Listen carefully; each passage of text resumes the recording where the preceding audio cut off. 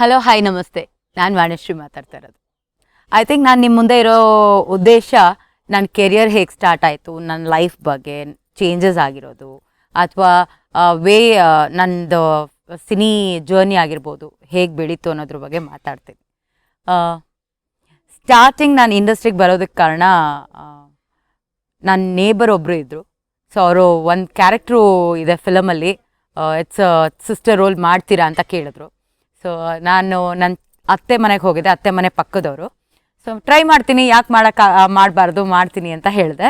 Then actually ಯಾಕೆ ಅದಕ್ಕೆ ಕಾರಣನೂ ಇದೆ. ಸ್ಕೂಲಲ್ಲಿ ವೀಣಾ ಅಂತ ಒಬ್ಬರು ಆರ್ಟಿಸ್ಟು ಮೊನ್ನೆ ಸಂಯುಕ್ತದಲ್ಲಿ ಆ್ಯಕ್ಟ್ ಮಾಡಿದರು ಶಿವರಾಜ್ ಕುಮಾರ್ ಜೊತೆ ಆವಾಗ. ಮತ್ತು ಬೆಳ್ಳಿನಾಗದಲ್ಲಿ ಗೀತಾ ರಾಜು ಅಂತ AR ರಾಜು ಅವ್ರ ಮಗಳು, ಅವರೆಲ್ಲ ನನ್ನ ಕ್ಲಾಸ್ಮೇಟ್ಸು. ಸೊ ಅವರೆಲ್ಲ ಆ್ಯಕ್ಟ್ ಮಾಡಿದರು ಮೂವೀಸಲ್ಲಿ. ನಾನು ಯಾಕೆ ಟ್ರೈ ಮಾಡಬಾರ್ದು ಅಂತ ಓಕೆ ಆಯಿತು ಮಾಡ್ತೀನಿ ಅಂತ ಹೇಳಿದೆ. ಇಟ್ ವಾಸ್ ರಾಜ್ಕುಮಾರ್ ಅವ್ರ ಬ್ಯಾನರು. ನಂಗೆ ರಾಜ್ಕುಮಾರ್ ದೊಡ್ಡ ಬ್ಯಾನರು, ಆ ಥರದ್ದು ವಜ್ರೇಶ್ವರಿ ಕಂಬೈನ್ಸ್ ಅಂದರೆ ಅದ್ರ ಬೆಲೆ ಆಗಲಿ, ಅದು ದೊಡ್ಡ ಬ್ಯಾನರ್ ಅಂತದಾಗಲಿ ಯಾವುದೂ ಅರಿವೇ ಇದ್ದಿಲ್ಲ ಟಿಲ್ ನಾನು ಇಂಡಸ್ಟ್ರಿಗೆ ಎಂಟ್ರ್ ಆಗೋವರೆಗೂ. ಕರ್ಕೊಂಡು ಹೋದರು, ರೇಣುಕಾ ಶರ್ಮಾ ಅವರು ನೋಡಿದ್ರು ನನ್ನನ್ನು. ಆಯಿತು ಈ ಹುಡುಗಿ ಆಗುತ್ತೆ ಅಂತ ಅಂದರು. ಸೊ ಅವತ್ತು ಭರ್ಜರಿ ಗಂಡು ಅಂತ ಒಂದು ಫಿಲಮು, ರಾಘಣ್ಣ ಬಂದು ಹೀರೋ, ಅದು ನನ್ನ ಎಂಟ್ರಿ ಫಿಲ್ಮ್. ಅದಾದಮೇಲೆ ಅವ್ರದ್ದೇ ಪ್ರೊಡಕ್ಷನ್ದು ಎರಡು ಚಿತ್ರಗಳು, ಗಡಿಬಿಡಿ ಅಳಿಯ ಆಗಿರ್ಬೋದು, ಮತ್ತು ಇನ್ನೊಂದು ಚಿತ್ರ, 2 ಚಿತ್ರ ಮಾಡಿದೆ. ನಂತರ ಅಲ್ಲಿ ರಾಮಾಚಾರಿ ಇಲ್ಲಿ ಬ್ರಹ್ಮಚಾರಿ ಅಂತ ಜಗ್ಗೇಶ್ ಅವ್ರ ಜೊತೆ ಆ್ಯಕ್ಟ್ ಮಾಡಿದೆ. ಆಮೇಲೆ ಕಲಿಯುಗ ಸೀತಾ ಅಂತ ಮಾಲಾಶ್ರೀ ಅವ್ರ ಜೊತೆ ಆ್ಯಕ್ಟ್ ಮಾಡಿದೆ. ಹಾಗೆ ಸಿನಿಮಾ ನಂಟು ಅಂದರೆ ಇಲ್ಲಿದ್ದು ಪ್ರೊಡಕ್ಷನ್ ಮ್ಯಾನೇಜರ್ ಇನ್ನೊಬ್ರಿಗೆ ಹೇಳಿ ಆ ಥರ ಪರಿಚಯದಲ್ಲೇ ಒಂದಷ್ಟು ಚಿತ್ರಗಳು ಮಾಡಿದೆ. ಸೊ ಇದು ನನ್ನ ಎಂಟ್ರಿ, ಹೇಗೆ ಎಂಟ್ರಿ ಆದೆ ಅಂತ. ಚಿತ್ರರಂಗಕ್ಕೆ ಬರೋಕ್ಕಿಂತ ಮುಂಚೆ ಚಿತ್ರರಂಗದಲ್ಲಿ ಹೇಗಿರಬೇಕು, ಅಭಿನಯದ ಬಗ್ಗೆ ತರಬೇತಿ ಆಗಲಿ, ಅಥವಾ ಹೇಗೆ ನಡ್ಕೊಳ್ಬೇಕು, ಹೇಗೆ ಮಾತಾಡಬೇಕು, ಡೈಲಾಗ್ಸ್ ಹೇಗೆ ಹೇಳಬೇಕು ಅನ್ನೋ ಅರಿವೇ ಇದ್ದಿಲ್ಲ. ಐ ಥಿಂಕ್ ನಾನಿವತ್ತು ಆರ್ಟಿಸ್ಟ್ ಆಗಿ ನಿಮ್ಮ ಮುಂದೆ ನಿಂತಿದ್ದೀನಿ ಅಂದರೆ it is a slow process of learning. ಎಲ್ಲ ಡೈರೆಕ್ಟ್ರ್ ಜೊತೆ ಮಾತಾಡಿ ಅವ್ರು ಹೇಳ್ಕೊಟ್ಟಿರೋ ರೀತಿಯಲ್ಲಿ ಅಭಿನಯಿಸಿ ಈ ಮಟ್ಟಕ್ಕೆ ಬೆಳೆದಿದ್ದೀನಿ ಅಂತ ಹೇಳಬಲ್ಲೆ. ನನ್ನ ಫಸ್ಟ್ ಶಾಟ್ ಇನ್ನೂ ನನಗೆ ಜ್ಞಾಪಕ ಇದೆ. ಒಂದು ಕ್ಯಾಮ್ರಾ ಇಟ್ಟಿದ್ರು, 2 ಲೈಟ್ ಇಟ್ಟಿದ್ರು. ಇಲ್ಲಿ ನೋಡಿಕೊಂಡು ಥ್ಯಾಂಕ್ ಯು ಹೇಳಮ್ಮ ಅಂತ ಅಂದರು. ನಾನು ಯಾಕೆ ಲೈಟ್ ನೋಡ್ಕೊಂಡು ಯಾಕೆ ಥ್ಯಾಂಕ್ ಯು ಹೇಳಬೇಕು ಅಂತ, ನಂಗೆ ಅದು ಕ್ಲೋಸಪ್ ಶಾಟು, ಅದು ಮಿಡ್ ಶಾಟ್ ಆಮೇಲೆ ತೆಗಿತಾರೆ, ಅದು ಬರೀ ನನ್ನ ಕ್ಲೋಸಪ್ಪು. ಅದು ಥ್ಯಾಂಕ್ ಯು ಹೇಳೋದು ನನ್ನನ್ನು ಕ್ಯಾಪ್ಟನ್ ಆಗಿ ಸೆಲೆಕ್ಟ್ ಮಾಡಿರ್ತಾರೆ ರಾಘಣ್ಣ ಅವರು, ಅದಕ್ಕೆ ನಾನು ಥ್ಯಾಂಕ್ ಯು ಅಂತ ಹೇಳಬೇಕು. ಅದು ನನಗೆ ಅರಿವೇ ಇದ್ದಿಲ್ಲ, ನಾನು ಯಾಕೆ ಥ್ಯಾಂಕ್ ಯು ಹೇಳಬೇಕು ಅಂತ ಯೋಚನೆ ಮಾಡ್ತಾಯಿದ್ದೆ. ಇಲ್ಲಮ್ಮ ನೀನು ಇಲ್ಲಿ ನೋಡು, ಕ್ಯಾಮ್ರಾ ಪಕ್ಕದಲ್ಲಿ ಒಂದು ಲೈಟ್ ಇಟ್ಟಿದ್ರು, ಅಲ್ಲಿ ನೋಡಿಬಿಟ್ಟು ಥ್ಯಾಂಕ್ ಯು ಹೇಳು. ನಾನು ಆ್ಯಸ್ ಯೂಶುವಲ್ ಥ್ಯಾಂಕ್ ಯು ಅಂತಂದೆ. ಸೊ ಎಲ್ಲರೂ ಕ್ಲಾಪ್ ಮಾಡಿದ್ರು ಫಸ್ಟ್ ಶಾಟ್ ಅಂತ. It was like may be ಆ ಥ್ಯಾಂಕ್ ಯು ನಾನು ಇಂಡಸ್ಟ್ರಿಗೆ ನನಗೆ ಅವಕಾಶ ಕೊಟ್ಟಿರೋದಕ್ಕೆ ಥ್ಯಾಂಕ್ಸ್ ಹೇಳಿರ್ಬೋದು, ಅಥವಾ ನಾನು ಈ ಇಂಡಸ್ಟ್ರಿಯಲ್ಲಿ ಇರೋದಕ್ಕೆ ಥ್ಯಾಂಕ್ಸ್ ಹೇಳಿರ್ಬೋದು. I think I could have not chosen a better profession then this ಈಗ ಅನಿಸೋದು. ಇದ್ರ ಬಿಟ್ಟು ಬೇರೆ ಯಾವುದೂ ಪ್ರೊಫೆಷನು ನಂಗೆ ಸೂಟ್ ಆಗಲ್ಲ ಅನಿಸುತ್ತೆ. I am really comfortable here. ಕೊನೆ ಉಸಿರಿರೋವರೆಗೂ ಆ್ಯಕ್ಟ್ ಮಾಡ್ಕೊಂಡಿರಬೇಕು ಅಂತಲೇ ಅನಿಸೋದು. ಸೊ ಗ್ರೀಡಿ ಅನ್ನೋದು ಮನುಷ್ಯನಿಗೆ ಯಾವಾಗಲೂ ಇರುತ್ತೆ. ನನಗಂತೂ ಒಳ್ಳೊಳ್ಳೆ ರೋಲ್ಸು, ಒಳ್ಳೊಳ್ಳೆ ಕ್ಯಾರೆಕ್ಟರ್ಸ್ ಮಾಡಬೇಕು ಅನ್ನೋ ಗ್ರೀಡ್ ಇದೆ. ಸೊ ಇಟ್ಸ್ ಹ್ಯಾಪ್ನಿಂಗ್ ಅಷ್ಟೇ. ಮೋಸ್ಟ್ಲಿ ನನ್ನ 4ನೇ ಚಿತ್ರ ಅದು, ಬಿ ರಾಮಮೂರ್ತಿ ಸರ್ ಅವ್ರದ್ದು, ಅಲ್ಲಿ ರಾಮಾಚಾರಿ ಇಲ್ಲಿ ಬ್ರಹ್ಮಚಾರಿ ಅಂತ. ಆವಾಗ ಒಂದು ಟ್ರೆಂಡ್ ಇತ್ತು, ಹೀರೋ ತಂಗಿಗೆ ರೇಪ್ ಆದರೆ ಹೀರೋ ಫುಲ್ಲು ಜೋಶಲ್ಲಿ ವಿಲನ್ನ ಹೊಡೆಯೋದು, ಆ ಥರದ್ದು ಆ ಟ್ರೆಂಡ್ ಇತ್ತು. ಸೊ ನಮಗೆ ಆ ಟ್ರೆಂಡ್ ಬಗ್ಗೆ ಗೊತ್ತಿರೋದ್ರಿಂದನೇ ನಾನು ಆಡಿಷನ್ ಅಂತ ಇದ್ದಿಲ್ಲ, ಅವರು ನನ್ನನ್ನು ನೋಡೋದಕ್ಕೆ ಅಂತ ಕರೆಸಿದ್ರು. ನಾನು ನಮ್ಮಮ್ಮ ಹೋಗಿದ್ವಿ ಮಾತಾಡೋದಕ್ಕೆ. ಸೊ ನೋಡಿಬಿಟ್ಟು ಆಯಿತು ಈ ಹುಡುಗಿ ಓಕೆ ಅಂತ ಡೈರೆಕ್ಟರ್ ಸರ್ ಹೇಳಿದ್ರು. ಆ ಕಾಲಕ್ಕೆ 5,000 ರೂಪೀಸ್ ಅಡ್ವಾನ್ಸ್ ಕೊಟ್ಟರು. I was so happy. 5,000 ರೂಪಾಯಿ ಅಡ್ವಾನ್ಸ್ ಕೊಟ್ಟಿದ್ದಾರೆ, ಸೋ ನೈಸ್ ಅಂತ. ಆಮೇಲೆ ಯಾಕೋ ಒಂದು ಸ್ವಲ್ಪ ಡೌಟ್ ಬಂತು, because I was still studying, I was two Young. I was in first PU ಏನೋ ಓದ್ತಾ ಇದ್ದೆ. ತುಂಬ ರೆಸ್ಟ್ರಿಕ್ಷನ್ಸ್ ಮನೇಲಿ. Dad was not comfortable with movies ಎಲ್ಲ. ನಮ್ಮ ಮನೆಯಿಂದ ಆಗಲಿ, ನಮ್ಮ ಇಡೀ ಕಾಂತಾನಿಂದ ಯಾರೂ ಇಂಡಸ್ಟ್ರಿಯಲ್ಲಿ ಇದ್ದವರಲ್ಲ. ಸೊ ಒಂಥರ ಫೋಬಿಯಾ ಅಂತ ಹೇಳ್ತಾರಲ್ಲ, ಯಾವಾಗಲೂ ಇಂಡಸ್ಟ್ರಿ ಸರಿ ಇಲ್ಲ, ಇಂಡಸ್ಟ್ರಿಯಲ್ಲಿರೋ ಹೆಣ್ಮಕ್ಳು ಸರಿ ಇಲ್ಲ, ಈ ಥರದ್ದೆಲ್ಲ ಒಂಥರ ಚರ್ಚೆಗಳು ಆವಾಗ ನಡೀತಾ ಇತ್ತು. ಸೊ ಇಂಡಸ್ಟ್ರಿಗೆ ಬರೋದೇ ಒಂದು ಏನೋ ಒಂಥರ ಇಟ್ ವಾಸ್ ನಾಟ್ ರೈಟ್ ಅನ್ನೋ ಥರ ಇತ್ತು. But still I was against all that.